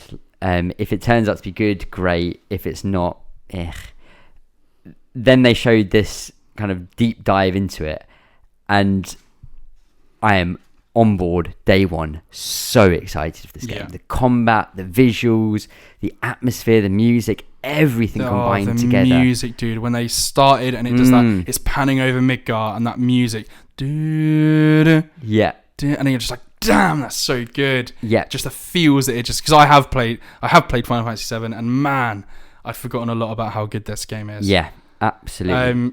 Dude, I can't wait. It was one of those conferences where there was quite a bit announced, and not a lot stuck in my head. But I remember thinking at the time, man, that looks cool. Oh yeah, that looks cool. With then punctuated with this huge thing. Yeah, like Final Fantasy VIII is being remastered. A remaster, so not a remake. Not a remake like 7, but a remaster. I'm really cool with that, because that's one that I'd be actually quite tempted to try again, because it's one of the games that I tried to play, just I couldn't really get into it. I think I've played like the first hour on PS1, and I just, after playing 9 so much and then moving on to 10 and stuff, when I tried to play 8, I was like, I just can't quite gel with this. And I think that's quite a common thing. I think 8's quite a divisive game, from what I know, and I think the story is pretty crazy. There's a follow-up to Final Fantasy Brave Exvius, which is it's like a mobile game, but I actually downloaded it and I started playing, and it's quite cool. I remember hearing this. It's War of the Visions. We had Dying Light 2. Started off with what's his name? Joel. Troy Baker. Oh yeah, is the voice for it. In it, we also had Outriders, which People Can Fly's new game, which looked pretty crazy. Again, just a CG trailer. These guys that did like Bulletstorm. Pretty mutant monsters, big guns, shooting lots. Look fun. New game from Tokyo RPG Factory. Oninaki. Oh yeah. Which like the guys who did I Am Setsuna. Stuff like that. So then you get, again, that will always looks fascinating. Romancing Saga 3. I mean, it's one of them where they started showing it and I was like, oh, this looks cool. And I was like, I've no idea what that is, but it looks amazing. If you like that sort of thing. And the Avengers. And the Avengers was there as well. There was other things as well. There's a bit of what else was there? There was something else, but nothing too major. The Avengers, obviously, huge reveal, as we've said already. I feel like they had 2 massive things to show. And they had a few other kind of nice cool. little cool. Little things to add in. Like, where are we thinking for this? Again, Final Fantasy was so good. I would. Oh man. Is it in the A bracket? I'm trying to think. Is it in the A bracket? I don't think it is. I don't think it is, only because, for me at least, I was slightly disappointed by the Avengers showing. Now I'm still excited about it, but I wanted more. So therefore, if it had 2 knockout the parks, if you had the Watch Dogs trailer and the Final Fantasy VII Remake trailer in the same conference, oh boy, that would have been amazing. I think we kind of it was better than the Microsoft conference, probably because of so Microsoft has a B. We don't think it's an A, so it's either on par with Microsoft or just slightly better, or is it worse than Microsoft? What do you think? Where are you going? I'm happy to go the same. I'm happy to give it a B. I kind of, in my head, I'm like, I think it's better, but maybe it's not. Because there was Cyberpunk and there was all the other stuff as well. It's so tricky. Let's go with... I think if you're a Xbox fan and you do like Final Fantasy 7 and all that stuff, you're probably going towards Microsoft. Because Final Fantasy 7 is a Sony exclusive. Okay, let's go the same, but it's close. And I would happily have swung up to plus, but let's go the same. I think is probably more fair. So, obviously, top of the class E3 2019. Yeah. Is a tie. We couldn't decide, Yeah. apparently. So Microsoft and Square Enix both got Bs. Yeah. Which is good. Which I'm willing to say this, okay? They both got Bs, but for us, Square just won the day. Yeah. I think they generally, for the general population. What about Nintendo? Oh, we didn't even talk about Nintendo. Nintendo down. A. Oh, Nintendo win. A. Yeah, Nintendo win anyway, so. And that regardless. actually genuinely... Yeah. Actually saying that, I think they'll... Nintendo win just for the Banjo-Kazooie reveal in Smash. Brothers. That was so cool. Such a troll. Nintendo's conference was fantastic, and I don't even have a Switch, and I don't really have that much connection to Nintendo properties. It was a fantastic hour-long... I mean, I'm not even gonna look this up. I'm just gonna rattle off the top of my head. Yeah. We had a Bowser joke. Yeah. We had Dragon Quest and Banjo-Kazooie coming to Smash. Yeah. We had Link's Awakening remake. We had in a sizzle reel. We had this is Mario Maker 2. Don't forget that's coming out. We had Luigi's Mansion 3. Luigi's Mansion 3, which looks cool. Yeah. And I don't know if that's something that I really want to play. We had a little bit more information on Pokemon Sword and Shield, and they ended the freaking thing saying, "Dude, Breath of the Wild 2 is coming." Yeah. Like, come on. Yeah. Absolutely. Yeah. So there was a lot shown, and almost all of it was. This is genuinely big stuff and interesting stuff. So yeah. There was also Cadence of Hyrule. Yes, as well, which looks really and cool. Again, I've just forgotten the name again, which I forgot earlier. Fire Emblem? No, not Fire. That was there was Fire Emblem. Yeah. Yeah, the chill game. Oh, of course, Animal Crossing. Animal Crossing. Why do I keep on forgetting that name? I think this gets an A. Yeah. I think an A+ would have been some kind of Mario. Yes. In there Yeah. Because that would have been like every single. That'd have been everything. Property. Which is nuts, considering like the Switch was supposed to be kind of on a bit of a downward. Yeah. It's nuts that they came out and did so well. Absolutely. So they get an A. We need to leave room for the A pluses because that's got to be like the kind of that was when the Final Fantasy VII remake was announced. That Sony E3 thing was like crazy. So E3 top of the class 2019 Nintendo. Well done to you. Congratulations, Mr. Nintendo. Mr. Bowser. Microsoft, Square Enix coming in with solid Bs. A C+ for Bethesda. Yeah. A normal C for Ubisoft. And a D+ for EA. Come on, EA. Must do better. You have to do better. Yeah. Okay. We'll kind of keep them back, give them a bit of extra lessons. And we'll be ringing home for Sony. Yeah. Because we need to... Where were you? Yeah. Where were you? Absolutely. We could even get the government involved. Because I think you can get penalised now, can't you? Yeah, of course you can. You'll be fine. Shocking. Oh, hey guys. It's time for how long is it until we can play Pokemon Sword and Shield? This time it's 150 days until we can play Pokemon Sword and Shield. Yeah, I'm sure it's going to be good.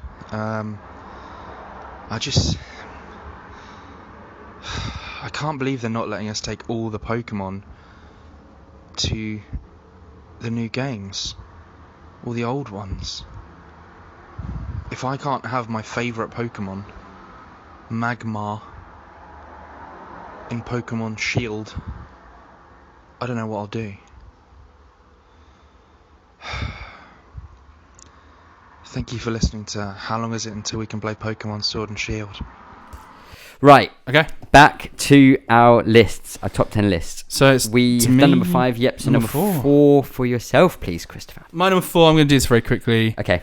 I can't wait because on the 22nd November 2019, I'm going to shoot some demons in the face in Doom Eternal. Oh, yeah. And that is my number 4. Yeah. I was kind of not down on Doom, but I was like, oh, cool, another Doom's coming. That's great. Oh, Nintendo also have Doom Eternal coming to Switch. Yeah. In a sizzle reel. And Wolfenstein. And Wolfenstein, yeah. So they're very close in a sizzle reel. Just kind of, oh, yeah, by the way, this. Anyway, I'm going to put on PS4 there because I want the trophies. Sorry, one quick side step. Again, just another scissor reel. It wasn't actually a scissor reel. It had its own thing. The Witcher 3 in its complete edition is coming to the Switch. It looks so bad. It looks like a PS2 game. Yeah. However, it is the full game running. I'm super interested to see what some of the frame rate with all the DLC as well, I think. The whole thing. It's a complete edition.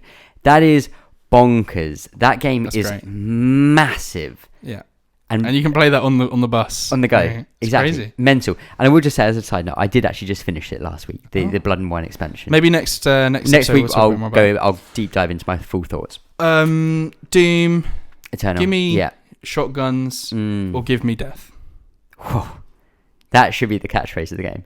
Yeah. Give me shotguns or give me death. Probably is. Probably is. I can't remember if I was going to make a point and then I got sidetracked by remembering it was on Switch as well.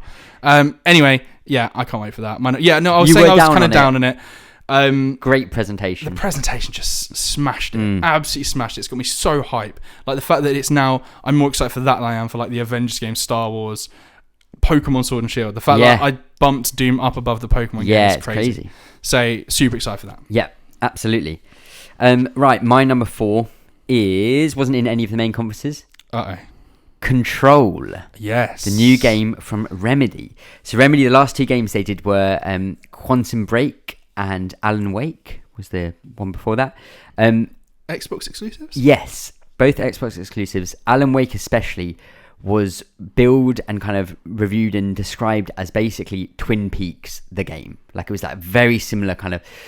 It's not horror... But it's kind of freaky. Unsettling, kind of misty, and a bit freaky. Always really wanted to play that game. Couldn't because I didn't have an Xbox. Now this is coming out on all the platforms. Like, you're in a building, I can't remember what it's called, the House of History or something like that. And I just can't even comprehend some of the visuals that I've seen in this game. Like, it looks so weird and so... I don't know, just mad that I'm really looking forward to it. Supposedly, people who have played it have said the controls are so tight. You can fly in it and you can use kind of superpowers. Everyone said it's super satisfying to play. Hopefully, they bring their kind of story of their brand of storytelling with that kind of strange aspect and supernatural aspect to it, along with just a really competent, fun to play game. And that's what it seems like so far. Coming out pretty soon? Yes, I think it's in August. 27th of August. So yeah, not long to wait for that. I don't know why. Just over the last, when I saw the first trailer, I was kind of like, this looks pretty cool, like pretty unique and different looking. And then I saw like a couple of trailers recently, and I'm just hooked, completely hooked on it. So that's my number 4. Very excited for that. Okay. Top three. The big guns. My number 3. Yeah. And I hope we can still be friends after this. And I hope you don't... What are you about to say? I hope you don't shut the podcast off right now. What are you going to say? My number 3 game of E3 I know what it is. Don't. Cyberpunk. How can it be number 2077? No, joking. I know. Number 3. It's made the top 3. That top is phenomenal stuff. Man, how good does this game look? Oh my word. I can't express it. I cannot express how good it looks. This game is going to be insane. We saw that. I think it was August last year. We saw the 45-minute gameplay thing where they walk out into the city, and like you both. I think you said to me, you were like, I think if most people were to watch this, and even if they knew this is in game and not a cinematic, even if they knew what that difference was, they would watch it and be like, wow, that looks really pretty and stuff. When we watched it, and I know you turned to me and you said, I can't believe they've made this. Yeah. Because like when you know how an in-game world, open world should work, you have this preconception that it cannot be so densely filled and detailed, and this just is. Yeah. And from what we've seen, everywhere is like that in this game. Yeah. I mean, I'm assuming I'm assuming we're going to talk about it in a couple of minutes again. Yeah. So I don't want to go too much with it, but like what they showed was incredible, and then they just come and kick you in the dick and have Keanu Reeves come out and just be like, my goodness, cyberpunk, man, it's so cool. Yeah. And I saw a really cool petition that was going up for the people that for CD Projekt Red to make the platinum trophy in the game be called You're Breathtaking. Oh, just that little moment where you're just like, yes, like when he was just like, it's breathtaking, and someone just goes back to him from the crowd, you're breathtaking. No, you're breathtaking. He love says Keanu back, Reeves, man. His fingers at them. Like he is just kind of, he's like the so internet wholesome. Darling, isn't he? He's so wholesome. He was just a perfect person to put in this. Yeah. The reaction was amazing. It was a genuine surprise. The game continues to look phenomenal. If you want a little wholesome thing to do for over like 5-6 minutes, just go on YouTube and type in like reaction to Keanu Reeves reveal, something like that, and just the people's reactions are like, that's Keanu Reeves. Yeah, mental. Damn. And it's made me like super need to go and watch John Wick 3. Yes, and I will help you out for that. Great. Yes, Cyberpunk 2077. That is my number 3. Fantastic. For I'm going to shut down the podcast. So bad about I'm going to shut down the podcast. It should have been higher. No, that's okay. So my number 3 is, which again wasn't shown at any of the press conferences, the conferences, however, was at E3, is Telling Lies. Nice. Sam Barlow, I believe is his name. His new game, Barlow. Follow up to Her Story. So once again, I think in this one we have a stolen hard drive from the NSA in America, and you're looking back through the hard drive at video files and kind of trying to piece together the story. You've got 4 or 5 characters, I think, that you're watching their it's their webcam feed. So the NSA have kind of like taken webcam feeds and kind of put them on this hard drive, and you're watching them, and you've got to, I think, again, similar to Her Story, you're typing in words to find words that are said in the video, in the trailers, in the video clips. And there's a couple of things that kind of came out. I think he said it's like about 4 to 5 times the length of Her Story. So Her Story is about 2 hours long. You can normally get it done. Well, I've been doing a bit of research on it. I think it's about that. So this looks maybe more towards the kind of 8 to 10 hour mark. Probably a little bit less than that because they always overblow it. But the idea of that being like, I liked Her Story in that it could be a one sitting you just go through. If this is more of like, maybe take a week or 2 to kind of slowly piece it together, maybe take a day off and kind of like think about your notes that you've written. Oberdin kind of take a little bit of time. Sitting. Yeah, a little bit of time to really work your way through it. If it is a really complex, multi-layered story. Her Story just blew me away when it came out. So this for me, super excited. Do we know when that's? I think it is just it was aiming for mid 2019. Okay. I don't think we have. I'll just quickly check, but I don't think we have an actual official date yet. But I think it'll be soon. Yeah, I can't wait for that. Yeah. And are we looking? That's a PC. That is PC game. So we'll have to dust off the old computers. Make sure that our graphics cards are all up to date. Yeah, I'm sure it'll be very demanding on them. Drivers, yes. Graphics card drivers. Yeah. So that's my number 3. Great. So, top 2. Silver medal. Wow. So, my number 2. Yeah. I want you to think now. Who was the standout person thing at E3 2019? And I'm going to list a few things off here. Was it Keanu Reeves in the Cyberpunk trailer? Yeah. Was it Cloud Strife Final Fantasy trailer? Was it the dog that came out at that one conference? Was it the developer of Ghostwire who came out and was super happy? Yeah. Was it that Star Wars guy? Was it the little robot from the Star Wars thing? Mm-hmm. Was it any of them? No, it wasn't. Was it not? No. Oh. The standout person from E3 2019 was Helen. Watch Dogs Legion. Helen is a little old lady. Yeah. A little old lady who happens to be an expert in drones and hacking. Yeah. Who is part of DedSec. Yeah. And is happy to kill for her cause. Watch Dogs Legion blew me the frick away. Excellent. Like, I part of this is because my expectations were so low going into it. I was just, man, when it started up and it was just the feel of it was right. Yeah. It felt so good. The little like speech afterwards that the developer gave was so on point. Yeah. It was everything was polished, cut and dry. Everything hit the way that it should. Yeah. Damn, I can't wait. I cannot wait to play that game. Yeah.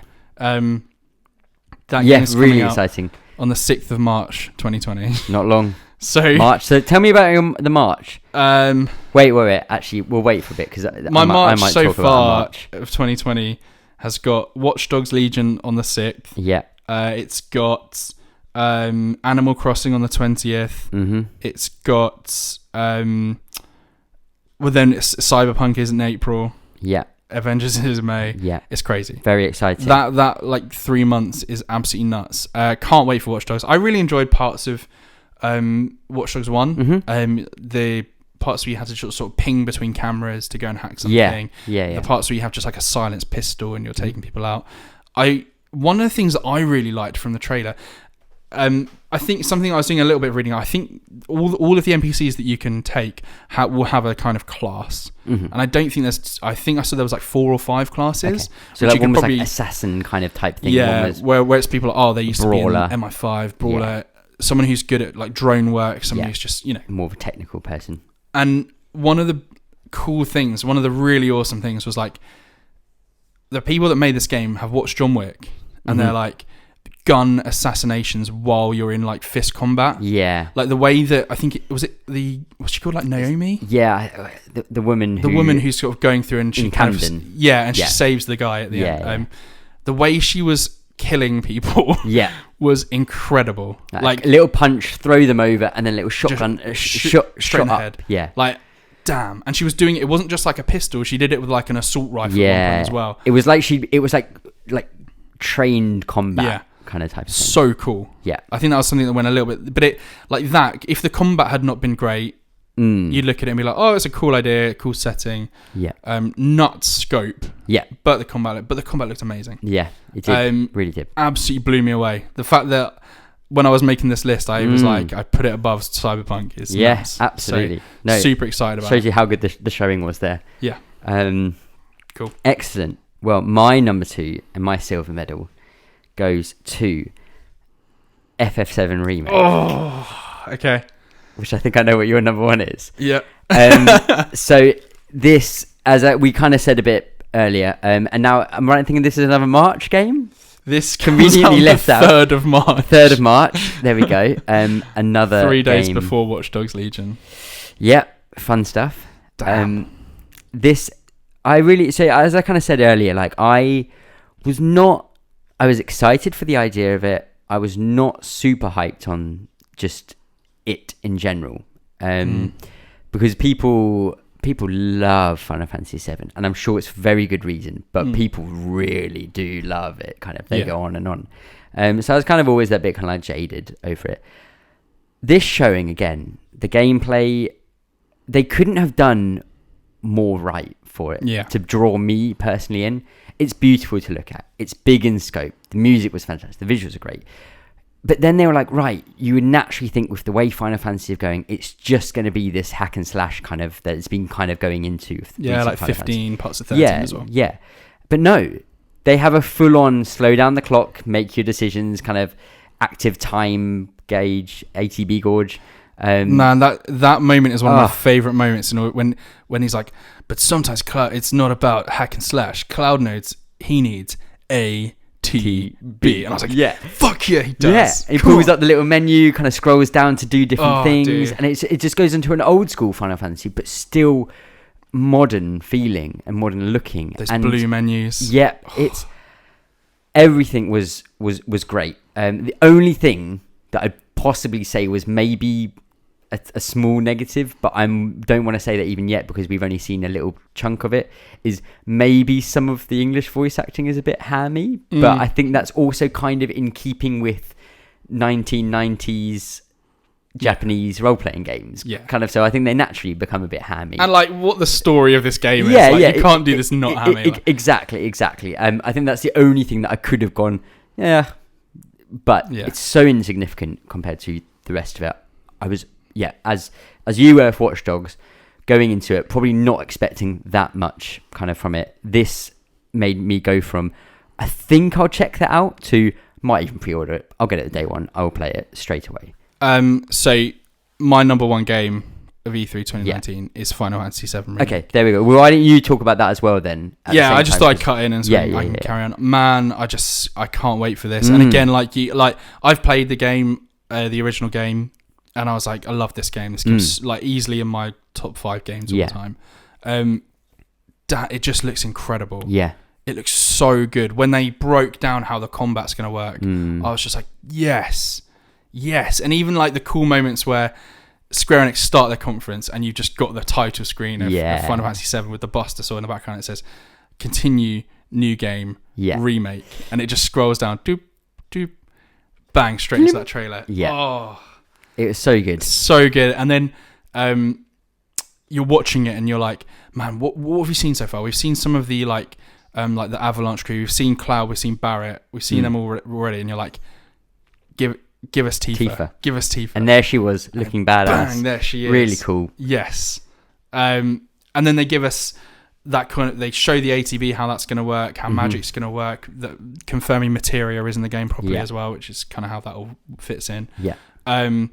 Then with a boss battle. Yeah, sorry. Then giving us that almost a complete boss battle. Yeah. Just it was long. Like, just it was a long chunk, but long. it was so engaging to watch because it was so fun to watch. Yeah, and it was just so cool showing how this battle is going to go. And obviously that's a battle that is in the original game, and that boss has that kind of laser attack that will just kind of like nearly wipe you out if you get it. And so it's so cool seeing how something from this boss battle in a turn-based game is now being evolved and brought into a more kind of a more 3D space, 3D space, kind of a bit more actiony. So you've got that cover system, you've got this. Yeah, so cool. Sephiroth reveal. Yeah, Sephiroth revealed in it. Obviously, kind of is real, but he's not really revealed. Ooh, intrigue. I know like nothing about the story. I know, man. I did like a deep dive on, because I played it probably like 7 years ago. Yeah, it was a while actually. And so I watched like a 45-minute hour video on the story of it, and I was like, man, I forgot how good this is. And for people that have not played it yet, this I forgot how good the story is, because that's something that's always with Final Fantasy. It's always like, like it can be a bit hammy and a bit over the top and a bit melodramatic. Like 15, I loved 15. I thought 15 was great, but it was really like, and that's, I think. And I think that can always be a bit like that with Final Fantasy. When you think back at, if you just go back, like 15 was kind of, the story was not its major strength. Yeah. It was really good, but it was more about the characters. It wasn't the story. 13, I mean, whatever. Yeah. 12 is Star Wars, but but not as good. 10, I'm not an expert in 10. Yeah, it's 10's a weird mix. It kind of just goes, it gets quite, like you have a main story and then it kind of goes extra places after the main story almost kind of. So again, it's quite end of the world-esque type stuff. 9 I quite like. Its story is quite close and personal-ish feeling.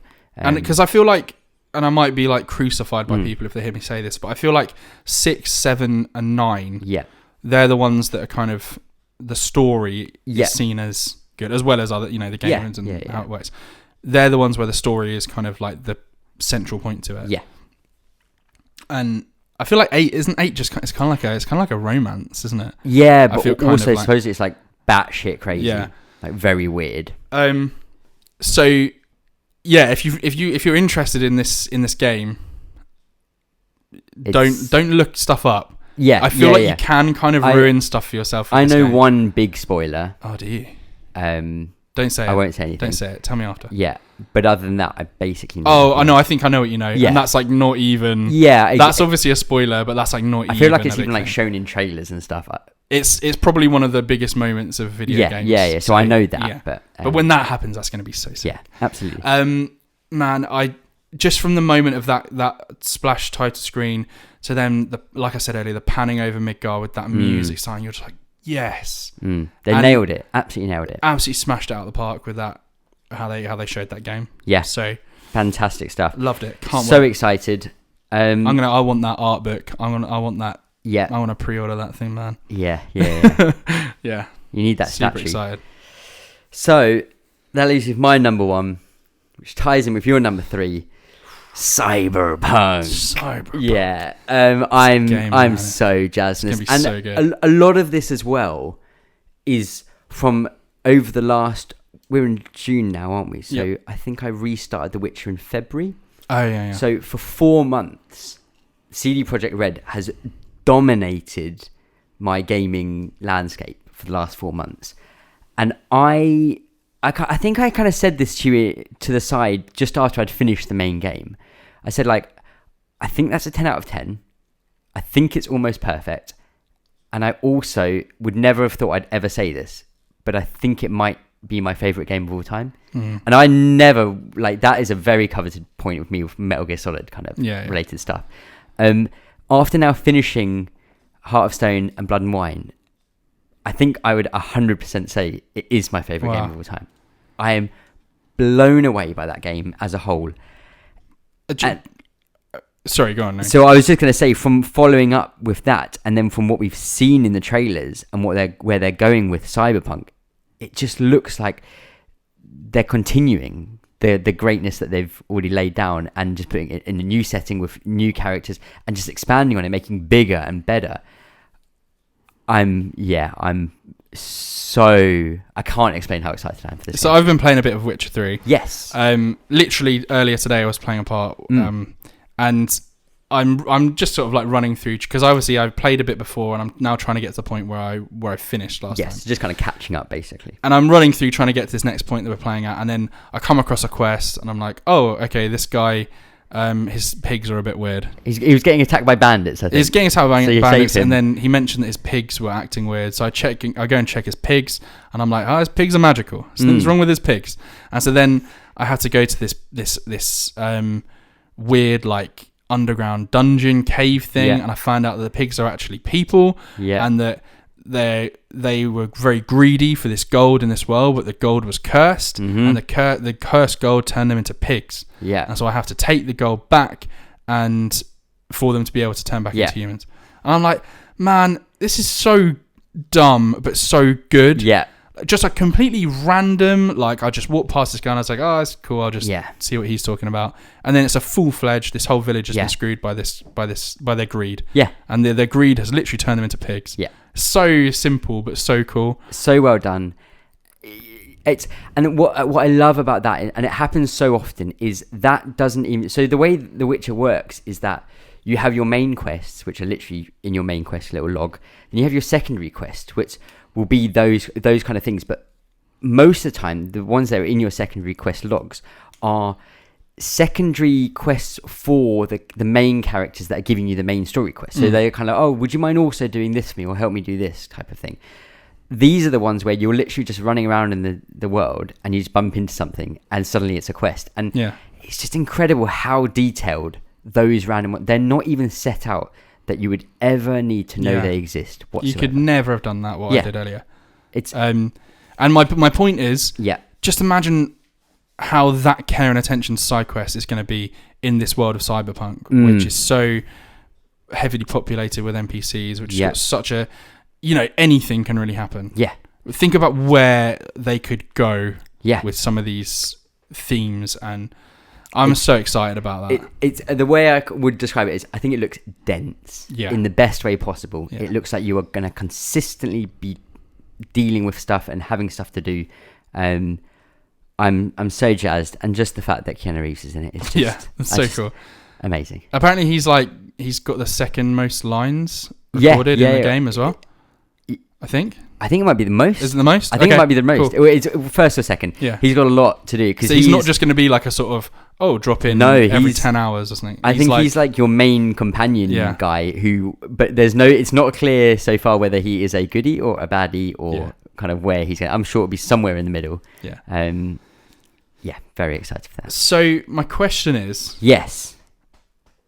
was there a game of the show? Was there a Bomb Squad's patented 2019 game of the show? Now, the game of the show, it should be the best showing at the show. It shouldn't be like, so for example, I don't think Cyberpunk actually had that good a showing, because we just saw a CG trailer, tiny bit of gameplay. Most of the 40-minute gameplay was behind closed doors, so I don't think that deserves it. So I'm like, which game out of all those conferences had gave the best impression of itself? So, and let's do like a short. We'll make a short list. Yeah. So from my list of things here, I would say of the best, I would say Watch Dogs Legion, FF7 Remake, and probably Doom Eternal. I think those would be the three that I mentioned. Tricky. I would then whittle it down to actually say probably between Watch Dogs and FF7. I would say the same, purely because we knew Doom was going to be like this. We'd already seen a lot of Doom Eternal. Yeah. Whereas we hadn't seen any of Watch Dogs, and Final Fantasy, we had seen stuff of, but it not in a completed not like manner. this. Yeah, that was in development. It was stuff like we we'd saw. seen stuff of it, but no one was really like, "Oh, is this gonna be good? Is this gonna?" But this was like, "No, this is gonna be good." I would be happy to give it to Watch Dogs. Okay. For being such an incredible surprise. Okay. I'd also happy to give it to FF7 because it made me now want the game. What do I want to give it to? Yeah. How are you feeling? Final Fantasy 7 was my number one game. And it was your my number two. That kind of makes sense then. I think we give it to Final Fantasy 7 Remake. Okay. Bomb Squad's game of the show was Final Fantasy 7 Remake, but your personal surprise can be Watch Dogs. Yeah. Or something like that. Yeah. I'm happy with that. Yeah. Man. Okay, there you go. Your personal surprise was Watch Dogs. Game of the show for us was Final Fantasy 7. My personal surprise was 12 minutes. Yeah. That was something which really took me by surprise. Although 12 minutes was in my top 10 list. It was in your top 10 as well. So, which shows how good it was. Yeah. Right. So, yeah, I think that about does it for E3. We've how are you feeling everything. about this E3 overall? Like we gave each individual thing a score. Yeah. Overall, having now talked over quite a few points, I'm more positive than I was. Yeah. I was feeling quite down on it actually because I was pretty hyped and pretty jazzed about this. I do think it showed that we are in kind of like a waiting game for the next generation of consoles. People weren't ready to really show their cards, make big surprises because they're just sticking to the guns kind of. We're also kind of not talking about our elephant in the room after our predictions as well with things like Rocksteady, WB Games, the where Harry were all Potter of them? thing. No, nothing but Bioshock or Ken Levine. Yeah. Like a lot of stuff not there. And the fact that I'm coming out of this E3, I think probably by the sounds of it, a lot more positive than you are. Yeah. And Sony wasn't even there. And we're both self-admitted Sony fanboys to absolutely. the heart. I'm pretty impressed. If Sony had been there as well, this would have been like crazy off the charts for me. Yeah. Even if Sony had been there to just showing that Death Stranding trailer, I would have been like, "Whoa!" Well, I mean, because I'm thinking if Sony were there, what would they show? They'd show a bit of Death Stranding. They would have done that. That trailer. They would have probably had Final Fantasy. Yeah. Destiny, Call of Duty, obviously. Yeah. Would we have got something extra about Last of Us? Well, so maybe because there's rumors now. It would be so Sony to bookend the E3 week. Yeah. Going, here's Death Stranding. Oh, and by the way, you think you're done? Yeah. You think these people had a good showing? Here's Last of Us 2. Yeah. Supposedly February. Really? Yeah, and that's even on a Ashley Johnson, who's plays Ellie. She did an interview, and near the end of the interview, the guy was like, right, I need to talk to you a bit more about Last of Us Part 2. So, when can we see it? Obviously, all your fans on Twitter keep on, berating you. And she's like, as he's talking, she's like, I think we'll probably see it in... and then, he's, chatting over, and then she stops to answer a different question that he's kind of asked. There was internal Jason Schreier at Kotaku said, yep, February, I'm pretty sure. Dude, man, that February to May 2020, it's the caliber of games that could be coming out. It's insane. Absolutely. So I was very happy with E3 2019. Yeah. Good. I thought it was a good showing. Some disappointments here and there. Yeah. Fantastic stuff. Right. Well, I think that leaves us with one thing, or kind of two-ish things to do. Two things to do. One is to cover off last week's bet. Yeah. Now, I was feeling pretty confident about this bet. Okay. This was how many minutes to the nearest minute would FF7 Remake be shown at the Square Enix conference. So we had a little look earlier today. Yep. Do you want to say what we both said? Yes. So I guessed, I think 11 minutes. You guessed 11 minutes. And you guessed? I guessed 16. 16. Yeah. I was pretty confident because we hadn't seen more than a minute of it at a time. So we went on to Square Enix's whole conference, and obviously they started with Final Fantasy 7. So at 16 seconds into the conference, they started it with the title screen came up. Yeah. And when did it finished. When? Pretty much almost on the dot at 21 minutes. What? So you're telling me there's 20 minutes and 44 seconds? 20 minutes and 44 seconds, which, if I've done the maths correctly, yeah, is closer to my guess of 16 minutes, which means the score is Hufflepuff 5, Gryffindor no. a big fat 0. This is getting quite depressing. I'm doing Cedric Diggory proud right now. Cedric Diggory's memory is being honoured by me on Bomb Squad. I'm very disappointed. I'm ready to make it 6-0 next week, by the way. I'm ready to make it 6-0. Right. Let's do it. Let's talk about next week's bet then. Cool. Next week's bet, next episode's bet, is a bit different this time. Yeah, we're always going to mix it up a bit. Metacritic. Bit of Metacritic, your old friend. We are going to look at 2 games will have come out by the time we record the next podcast. And, well, lots of games will have come out. The 2 that we're going to focus on is Crash Team Racing Nitro Refueled, I think it's called, or something like that. Basically the remake of Crash Team Racing, which I'm actually super excited about. Mm-hmm. And I played a lot of that back in the day. And then the other game is Mario Maker 2. Yeah. So we are going to look at the combined Metacritic score for the best rated platform. So, for example, if Crash Team Racing is on Xbox and PlayStation, for example, if it's whatever is the highest rated, we take that one off them. Mm-hmm. Combine them together, and that will give us a score. Now, Christopher, we haven't actually checked this, so hopefully we haven't put the same number down. Yeah. So my answer, a combined score for both of them, I've said 170. 170. 170. My thinking is, yeah, I'm thinking Mario Maker, that's going to get a good score. I was thinking maybe like 89. Okay. 89, I was thinking, real good score. Real good score. Crash I was Team. thinking Crash Team, I'm thinking that's going to get in the 80s, man. I said 81.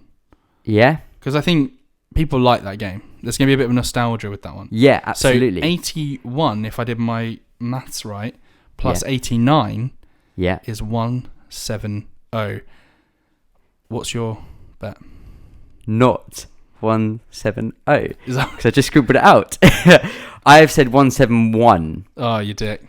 Can't believe you do that. Because I did try to say 170 because I was going they're going to do better.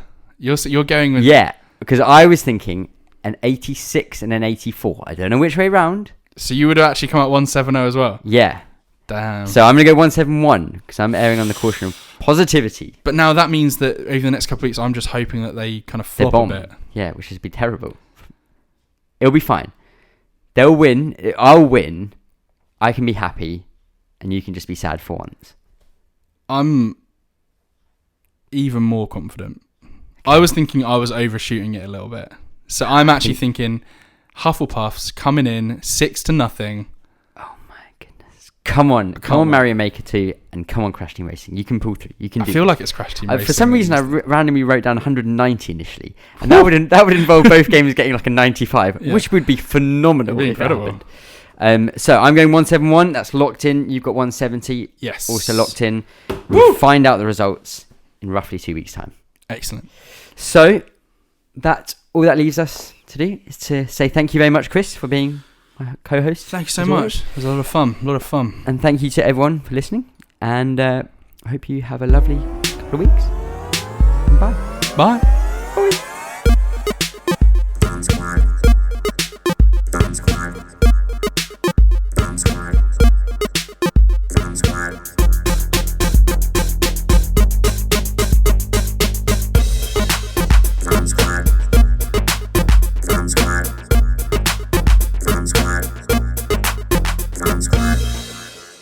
Michael Douglas.